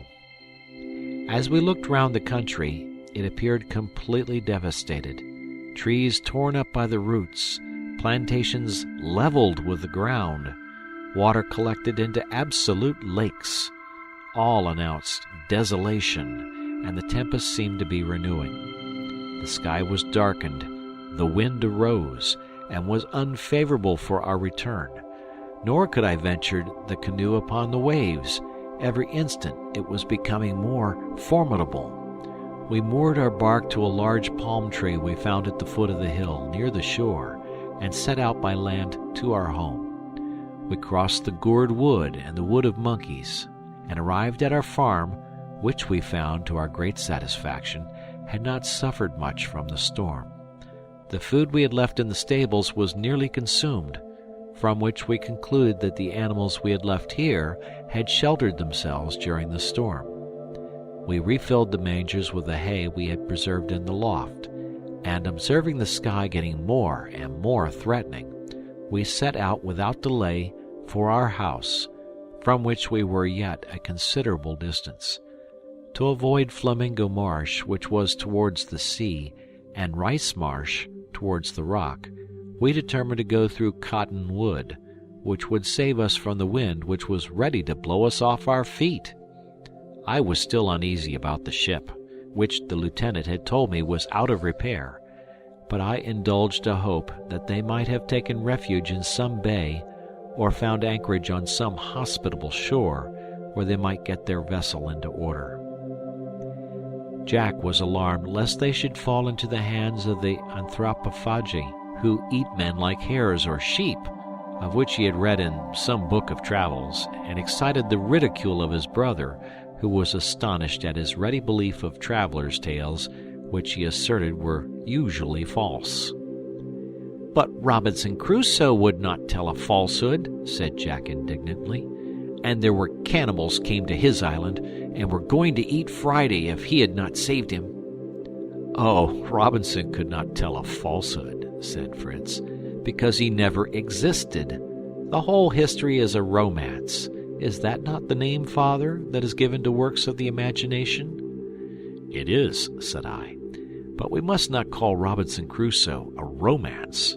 Though Robinson himself and all the circumstances of his history are probably fictitious, the details are all founded on truth, on the adventures and descriptions of voyagers who may be depended upon, and unfortunate individuals who have actually been wrecked on unknown shores. If ever our journal should be printed, many may believe that it is only a romance, a mere work of the imagination." My boys hoped we should not have to introduce any savages into our romance, and were astonished that an island so beautiful had not tempted any to inhabit it. In fact, I had often been myself surprised at this circumstance, but I told them many voyagers had noticed islands apparently fertile and yet uninhabited. Besides, the chain of rocks which surrounded this might prevent the approach of savages, unless they had discovered the little bay of safety where we had landed. Fritz said he anxiously desired to circumnavigate the island in order to ascertain the size of it and if there were similar chains of rocks on the opposite side. I promised him, as soon as the stormy weather was past and his mother well enough to remove to Tent House, we would take our pinnace and set out on our little voyage. We now approached the marsh, and he begged me to let him go and cut some canes, as he projected making a sort of carriage for his mother. As we were collecting them, he explained his scheme to me. He wished to weave of these reeds, which were very strong, a large and long sort of pannier, in which his mother might sit or recline, and which might be suspended between two strong bamboo canes by handles of rope. He then purposed to yoke two of our most gentle animals, the cow and the ass, the one before and the other behind, between these shafts, the leader to be mounted by one of the children as director, the other would follow naturally, and the good mother would thus be carried, as if in a litter, without any danger of jolting. I was pleased with this idea, and we all set to work to load ourselves each with a huge burden of reeds. They requested me not to tell my wife, that they might give her an agreeable surprise. It needed such affection as ours to induce us to the undertaking in such unpropitious weather. It rained in torrents, and the marsh was so soft and wet that we were in danger of sinking at every step. However, I could not be less courageous than my sons, whom nothing daunted, and we soon made up our bundles, and, placing them on our heads, we formed a sort of umbrella which was not without its benefits. We soon arrived at Falcon's Nest.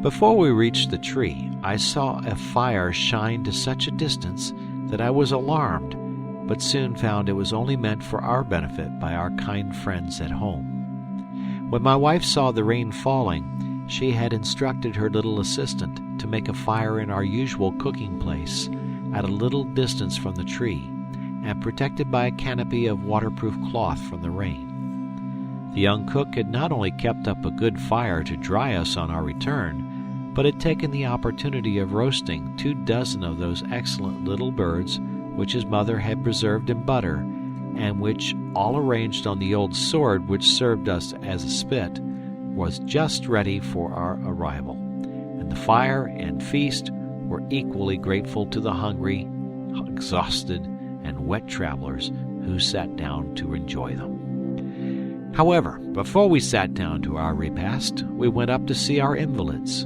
whom we found tolerably well, though anxious for our return. Ernest, with his sound hand and the assistance of Francis, has succeeded in forming a sort of rampart before the opening into the room, composed of the 4 hammocks in which he and his brothers slept, placed side by side on end. This sufficiently protected them from the rain, but excluded the light, so that they had been obliged to light a candle, and Ernest had been reading to his mother in a book of voyages that had formed part of the captain's small library.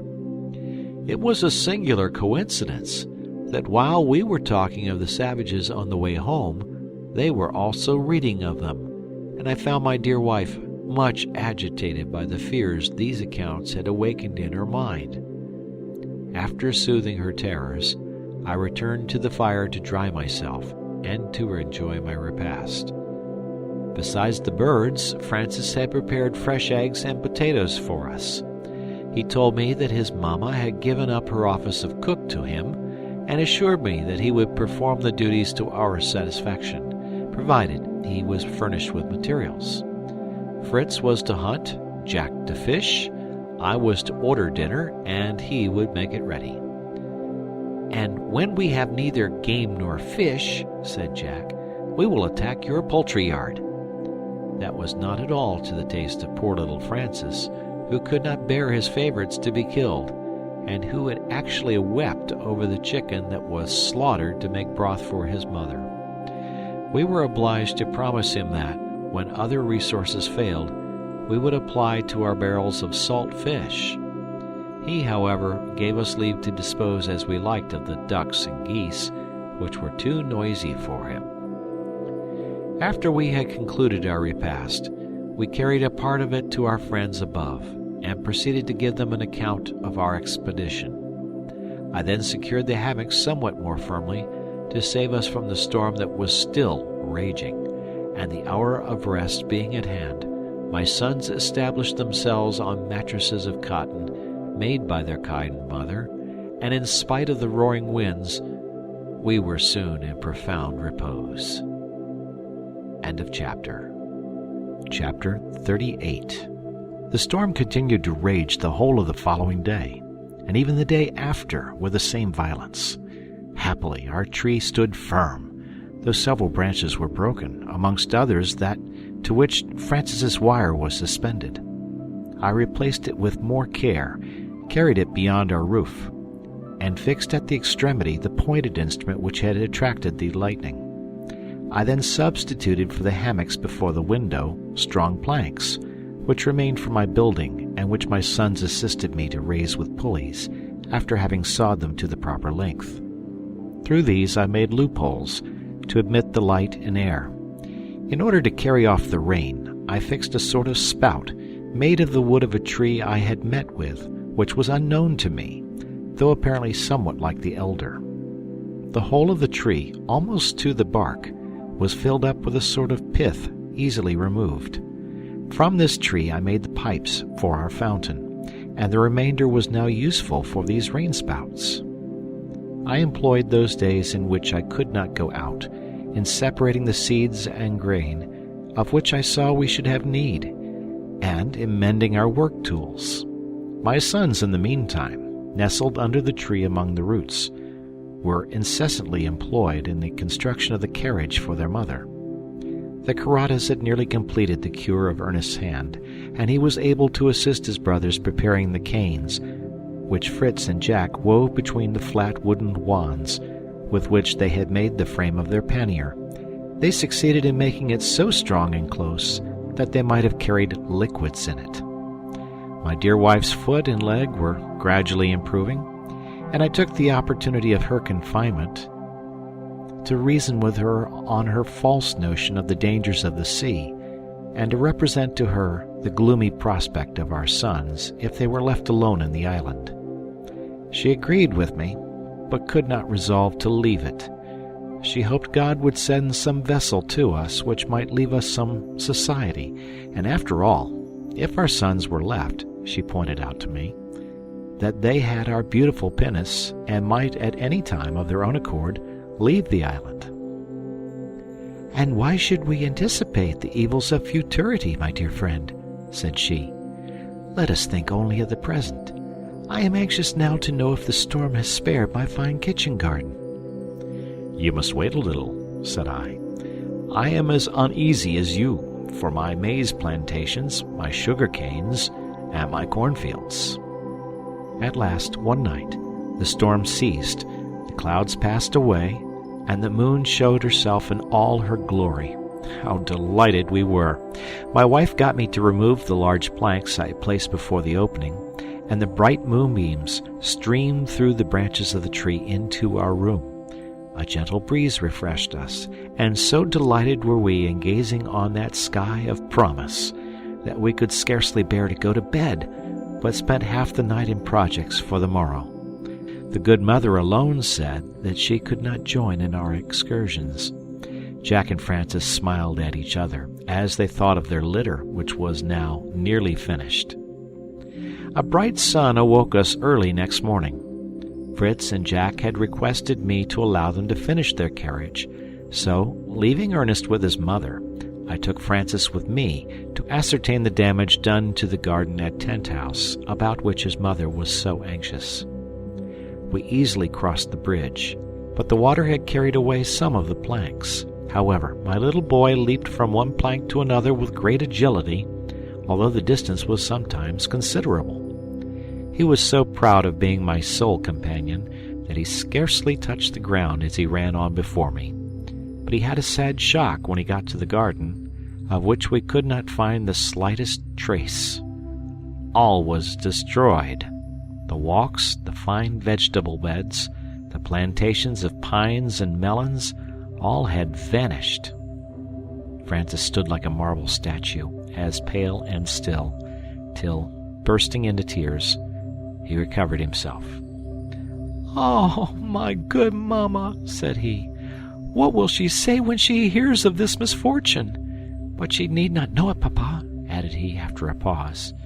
"It would distress her too much, and if you and my brothers will help me, we will repair the damage before she can walk.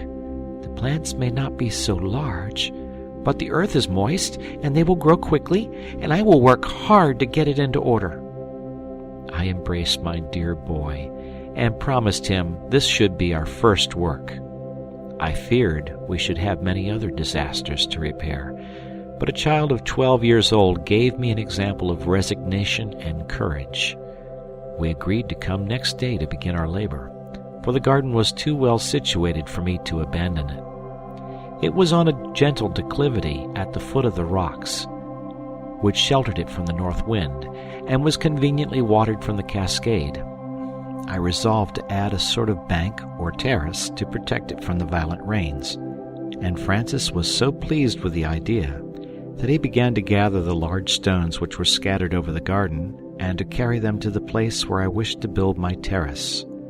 He would have worked all day if I had allowed him, but I wanted to look after my young plantations, my sugar canes, and my fields, and after the destruction I had just witnessed, I had everything to fear. I proceeded to the avenue of fruit trees that led to Tent House, and was agreeably surprised. All were half bowed to the ground, as well as the bamboos that supported them, but few were torn up, and I saw that my sons and I, with a labor of 2 or 3 days, could restore them. Some of them had already begun to bear fruit, but all was destroyed for this year. This was, however, a trifling loss compared with what I had anticipated, for having no more plants of European fruits, I could not have replaced them. Besides, having resolved to inhabit Tent House at present entirely, being there defended from storms, it was absolutely necessary to contrive some protection from the heat. My new plantations afforded little shade yet, and I trembled to propose to my wife to come and inhabit these burning rocks. Francis was gathering some of the beautiful unknown flowers of the island for his mother, and when he had formed his nosegay, bringing it to me, "See, papa," said he, "how the rain has refreshed these flowers.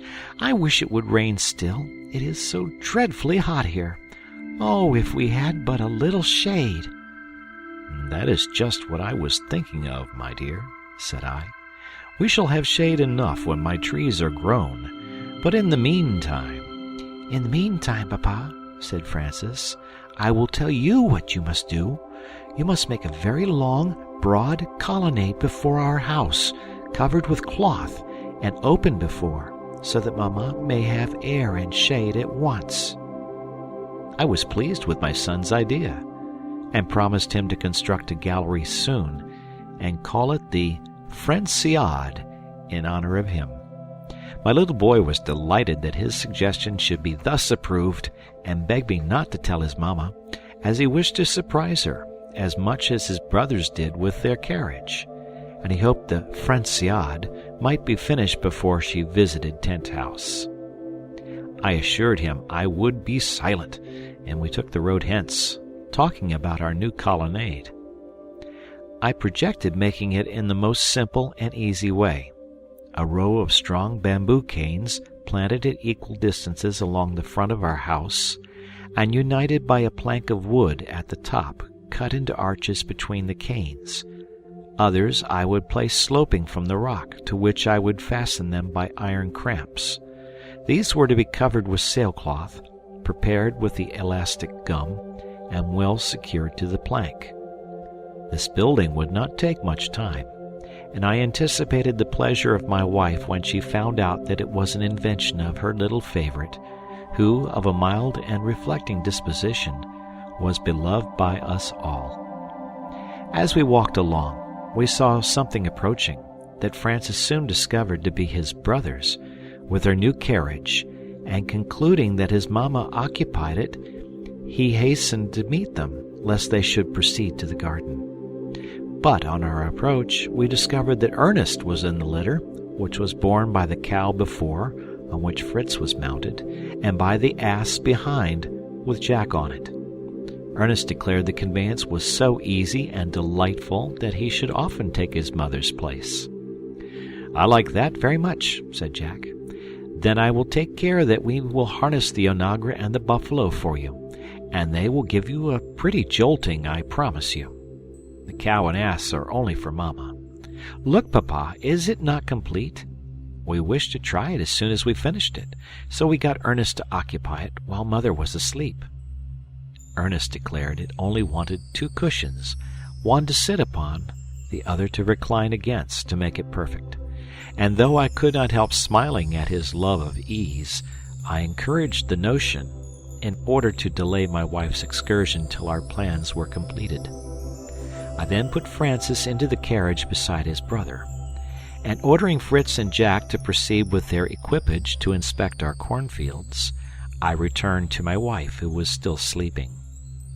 On her awaking, I told her the garden and plantations would require a few days' labor to set them in order, and I should leave Ernest, who was not yet in condition to be a laborer, to nurse her and read to her.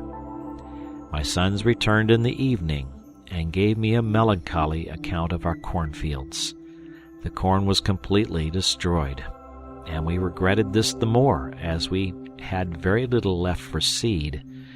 We had anticipated a feast of real bread, but we were obliged to give up all hope for this year, and to content ourselves with our cakes of cassava and with potatoes.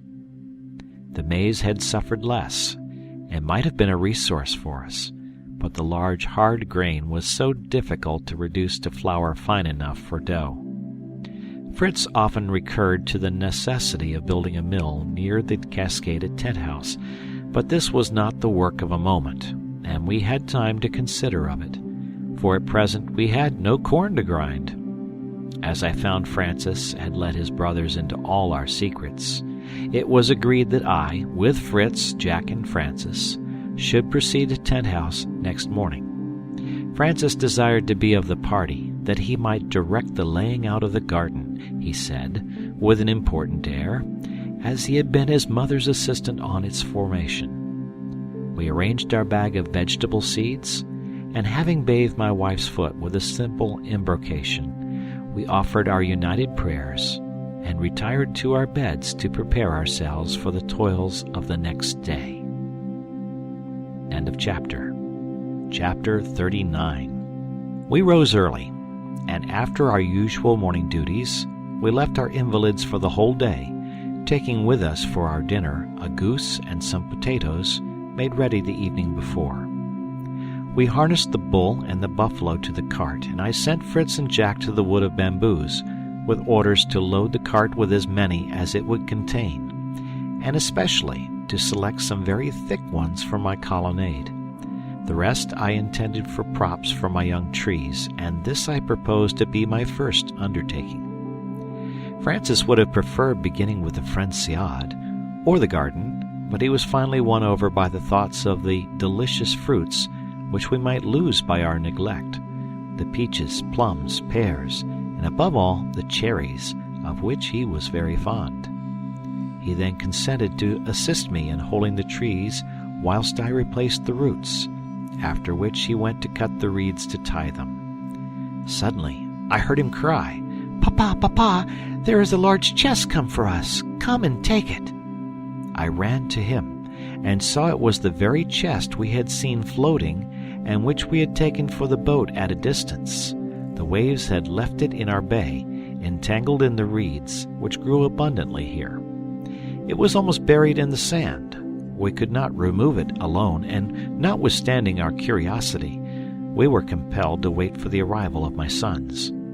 We returned to our work, and it was pretty well advanced when the tired and hungry party returned with their cartload of bamboos. We rested, and sat down to eat our goose. Guavas and sweet acorns, which had escaped the storm, and which my sons brought, completed our repast. Fritz had killed a large bird in the marsh, which I took at first for a young flamingo, but it was a young cassowary, the first I had seen in the island. This bird is remarkable for its extraordinary size, and for its plumage so short and fine that it seems rather to be hair than feathers. I should have liked to have had it alive to ornament our poultry yard, and it was so young we might have tamed it, but Fritz's unerring aim had killed it at once. I wished to let my wife see this rare bird, which, if standing on its webbed feet, would have been 4 feet high. I therefore forbade them to meddle with it. As we ate, we talked of the chest, and our curiosity being stronger than our hunger, we swallowed our repast hastily, and then ran down to the shore. We were obliged to plunge into the water up to the waist, and then had some difficulty to extricate it from the weed and slime, and to push it on shore.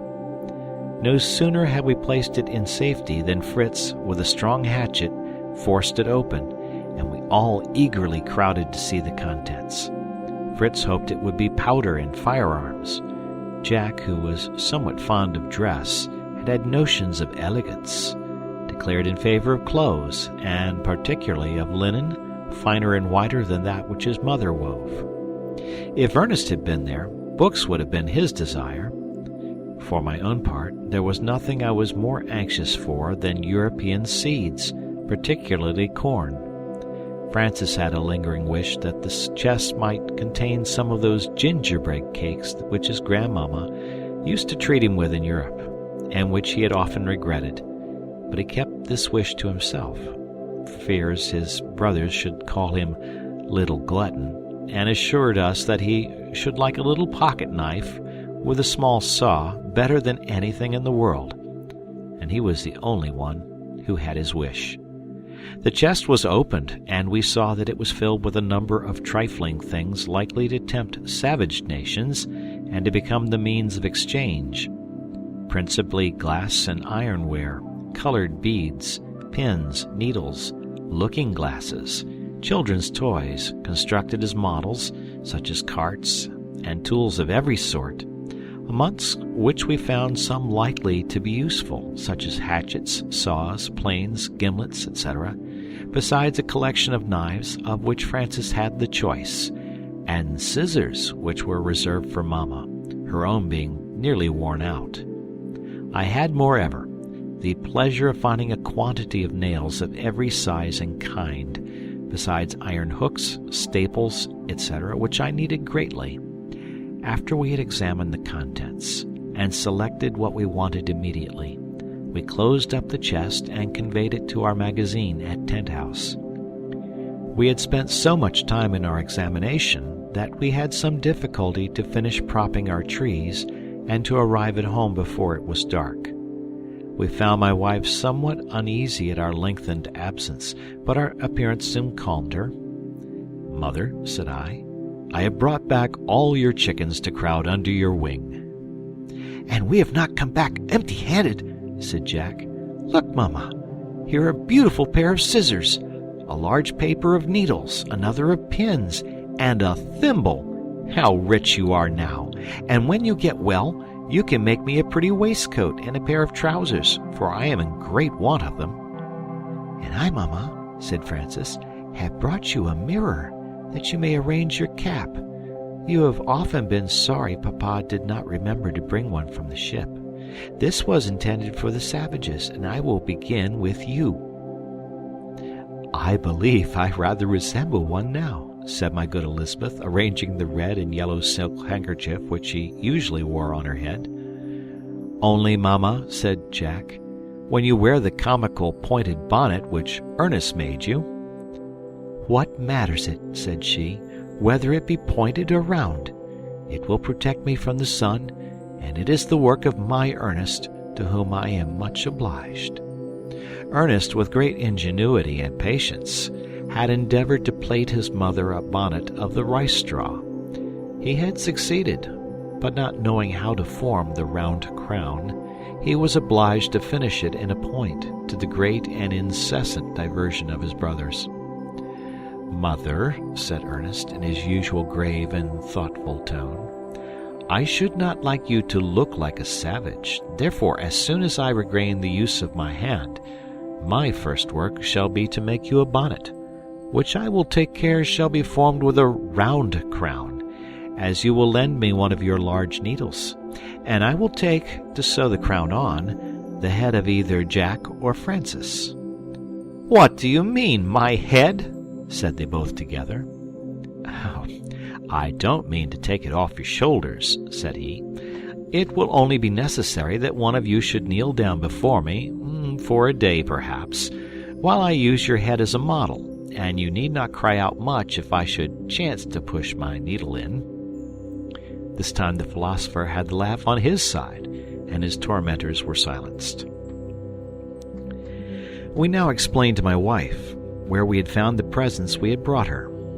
My offerings to her were a light axe, which she could use to cut her firewood with, and an iron kettle, smaller and more convenient than the one she had.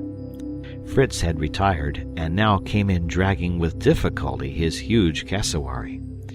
"Here, Mamma," said he, "I brought you a little chicken for your dinner." And the astonishment and laughter again commenced. The rest of the evening was spent in plucking the bird to prepare part of it for the next day. We then retired to rest, that we might begin our labor early next morning. Ernest chose to remain with his books and his mother, for whom he formed with the mattresses a sort of reclining chair, in which she was able to sit up in bed and sew. Thus she endured a confinement of 6 weeks, without complaint, and in that time got all our clothes put into good order. Francis had nearly betrayed our secret once, by asking his mamma to make him a mason's apron. "A mason's apron?" said she. "Are you going to build a house, child?" I meant to say a gardener's apron," said he. His mamma was satisfied, and promised to comply with his request. In the meantime, my 3 sons and I labored assiduously to get the garden into order again, and to raise the terraces, which we hoped might be a defense against future storms. Fritz had also proposed to me to construct a stone conduit, to bring the water to our kitchen garden from the river, to which we might carry it back after it had passed round our vegetable beds. This was a formidable task, but too useful an affair to be neglected, and, aided by the geometrical skill of Fritz and the ready hands of my 2 younger boys, the conduit was completed. I took an opportunity at the same time to dig a pond above the garden, into which the conduit poured the water. This was always warm with the sun, and by means of a sluice we were able to disperse it in little channels to water the garden. The pond would also be useful to preserve small fish and crabs for use. We next proceeded to our embankment. This was intended to protect the garden from any extraordinary overflow of the river, and from the water running from the rocks after heavy rains. We then laid out our garden on the same plan as before, except that I made the walks wider and not so flat. I carried one directly to our house, which in the autumn I intended to plant with shrubs, that my wife might have a shady avenue to approach her garden, where I also planned an arbor furnished with seats as a resting place for her. The rocks were covered with numerous climbing plants, bearing every variety of elegant flower, and I had only to make my selection. All this work, with the enclosing the garden with palisades of bamboo, occupied us about a fortnight, in which time our invalids made great progress towards their recovery.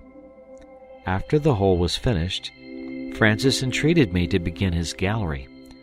My boys approved of the plan, and Fritz declared that the house was certainly comfortable and commodious, but that it would be wonderfully improved by a colonnade, with a little pavilion at each end, and a fountain in each pavilion. "I never heard a word of these pavilions," said I. "No," said Jack, "they are our own invention. The colonnade will be called the Franciade, and we wish our little pavilions to be named, the one Fritzia, and the other Jackia, if you please." I agreed to this reasonable request, and only begged to know how they would procure water for their fountains. Fritz undertook to bring the water, if I would only assist them in completing this little scheme to give pleasure to their beloved mother. I was charmed to see the zeal and anxiety of my children to oblige their tender mother. Her illness seemed to have strengthened their attachment. They thought only how to console and amuse her. She sometimes told me she really blessed the accident, which had taught her how much she was valued by all around her. End of chapter. Chapter 40. The next day was Sunday, our happy Sabbath for repose and quiet conversation at home. After passing the day in our usual devotions and sober reading, my 3 elder boys requested my permission to walk towards our farm in the evening. On their return, they informed me it would be necessary to give a few days' labor to our plantations of maize and potatoes. I therefore determined to look to them. Though I was out early next morning, I found Fritz and Jack had been gone some time, leaving only the ass in the stables, which I secured for my own little Francis. I perceived also that they had dismounted my cart and carried away the wheels, from which I concluded that they had met with some tree in their walk the preceding evening, suitable for the pipes for their fountains, and that they had now returned to cut it down and convey it to Tent House. As I did not know where to meet with them, I proceeded with Francis on the ass to commence his favorite work. I drew my plan on the ground first. At the distance of 12 feet from the rock which formed the front of our house, I marked a straight line of 50 feet, which I divided into 10 spaces of 5 feet each for my colonnade. The 2 ends were to be reserved for the 2 pavilions my sons wished to build. I was busy in my calculations, and Francis placing stakes in the places where I wished to dig, when the cart drove up with our 2 good laborers. They had, as I expected, found the evening before a species of pine well adapted for their pipes. They had cut down 4 of 15 or 20 feet in length, which they had brought on the wheels of the cart drawn by the 4 animals. They had had some difficulty in transporting them to the place, and the greatest still remained, the boring the trunks and then uniting them firmly. I had neither augers nor any tools fit for the purpose. I had certainly constructed a little fountain at Falcon's Nest, but the stream was near at hand, and was easily conveyed by our cane pipes to our tortoise-shell basin. Here the distance was considerable, the ground unequal, and to have the water pure and cool, underground pipes were necessary. I thought of large bamboos, but Fritz pointed out the knots and the difficulty of joining the pieces, and begged me to leave it to him, as he had seen fountains made in Switzerland, and had no fears of success. In the meantime, all hands set to work at the arcade. We selected 12 bamboos of equal height and thickness, and fixed them securely in the earth at 5 feet from each other. These formed a pretty colonnade, and were work enough for one day. We took care to divert all inquiries at night by discussing the subjects which our invalids had been reading during the day. The little library of our captain was very choice. Besides the voyages and travels, which interested them greatly, there was a good collection of historians, and some of the best poets, for which Ernest had no little taste. However, he requested earnestly that he might be of our party next day, and Francis good-naturedly offered to stay with Mamma, expecting, no doubt, Ernest's congratulations on the forward state of the Franciade. The next morning, Ernest and I set out, his brothers having preceded us. Poor Ernest regretted, as we went, that he had no share in these happy schemes for his mother. I reminded him, however, of his dutiful care of her during her sickness, and all his endeavors to amuse her.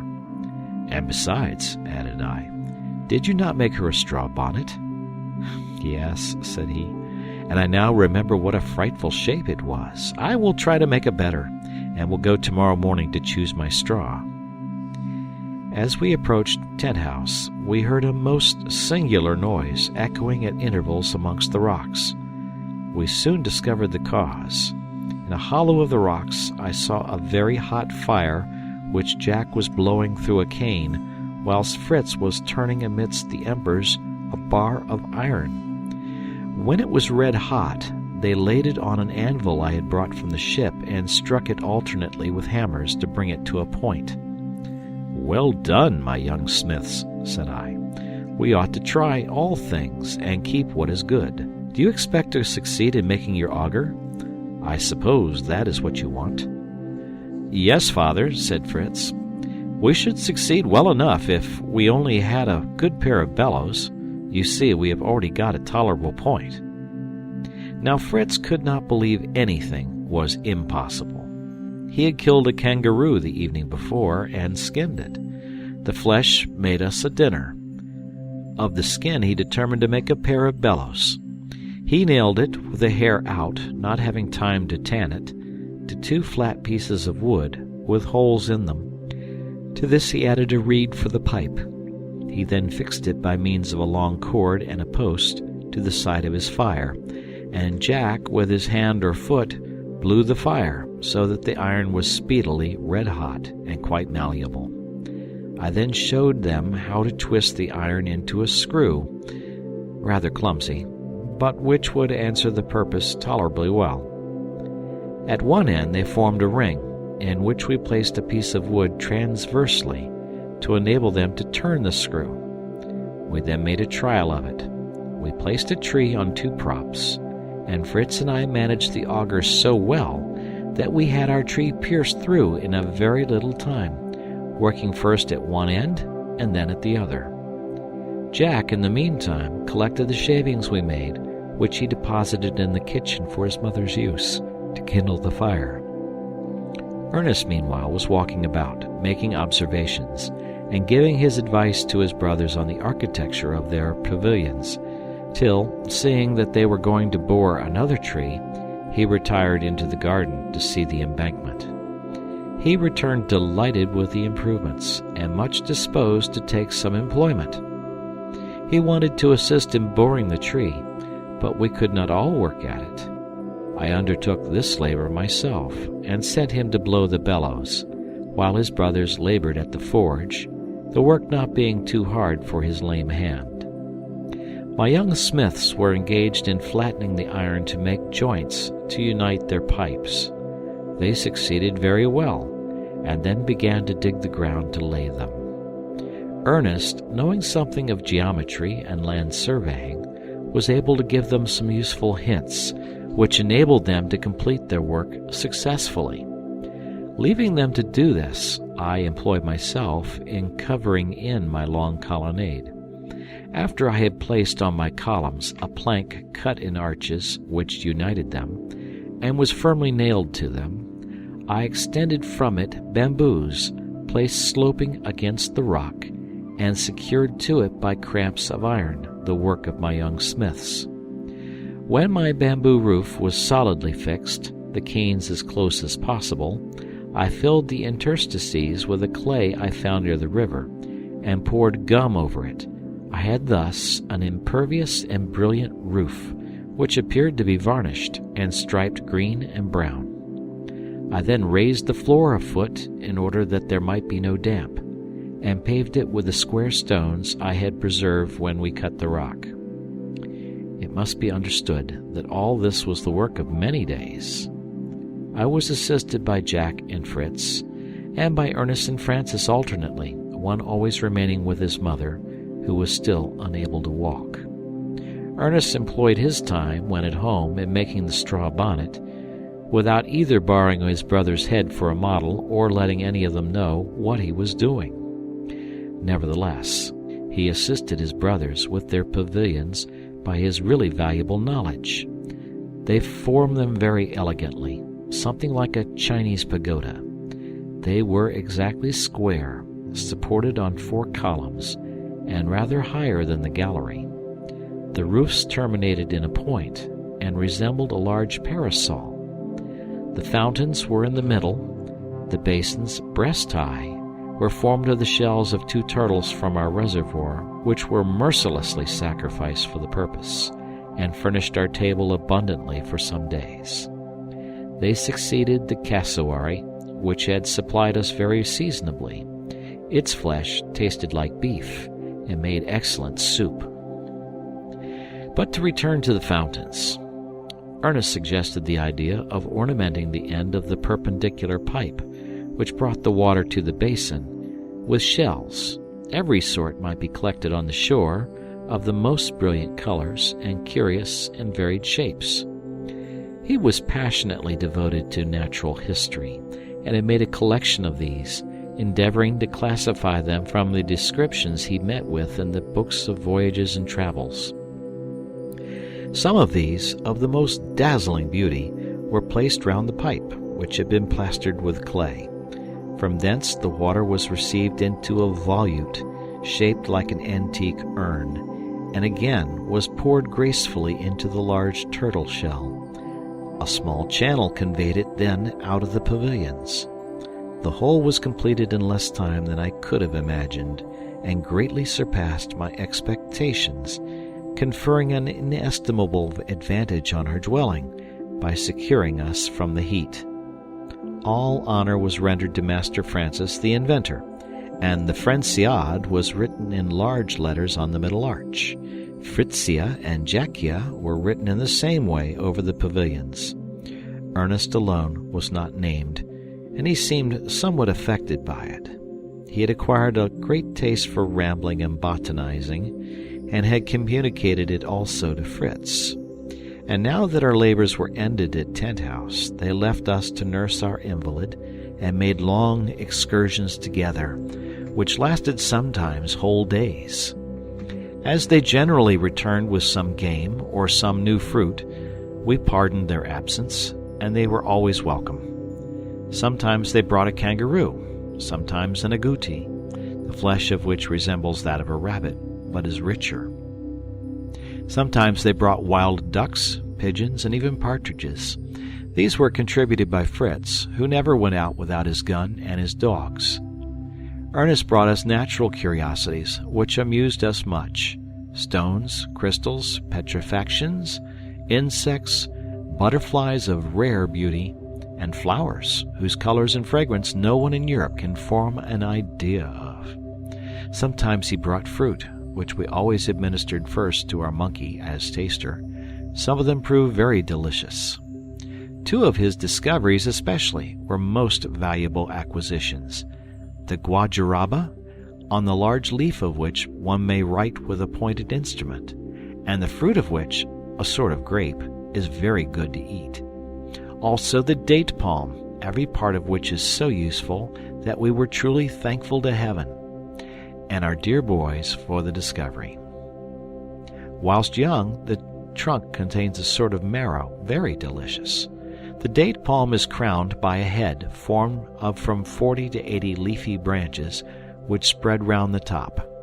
The dates are particularly good about half dried, and my wife immediately began to preserve them. My sons could only bring the fruit now, but we proposed to transplant some of the trees themselves near our abode. We did not discourage our sons in these profitable expeditions, but they had another aim, which I was yet ignorant of. In the meantime, I usually walked with one of my younger sons towards Tent House to attend to our garden, and to see if our works continued in good condition to receive Mamma, who daily improved. But I insisted on her being completely restored before she was introduced to them. Our dwelling looked beautiful amongst the picturesque rocks, surrounded by trees of every sort, and facing the smooth and lovely Bay of Safety. The garden was not so forward as I could have wished, but we were obliged to be patient and hope for the best. End of chapter.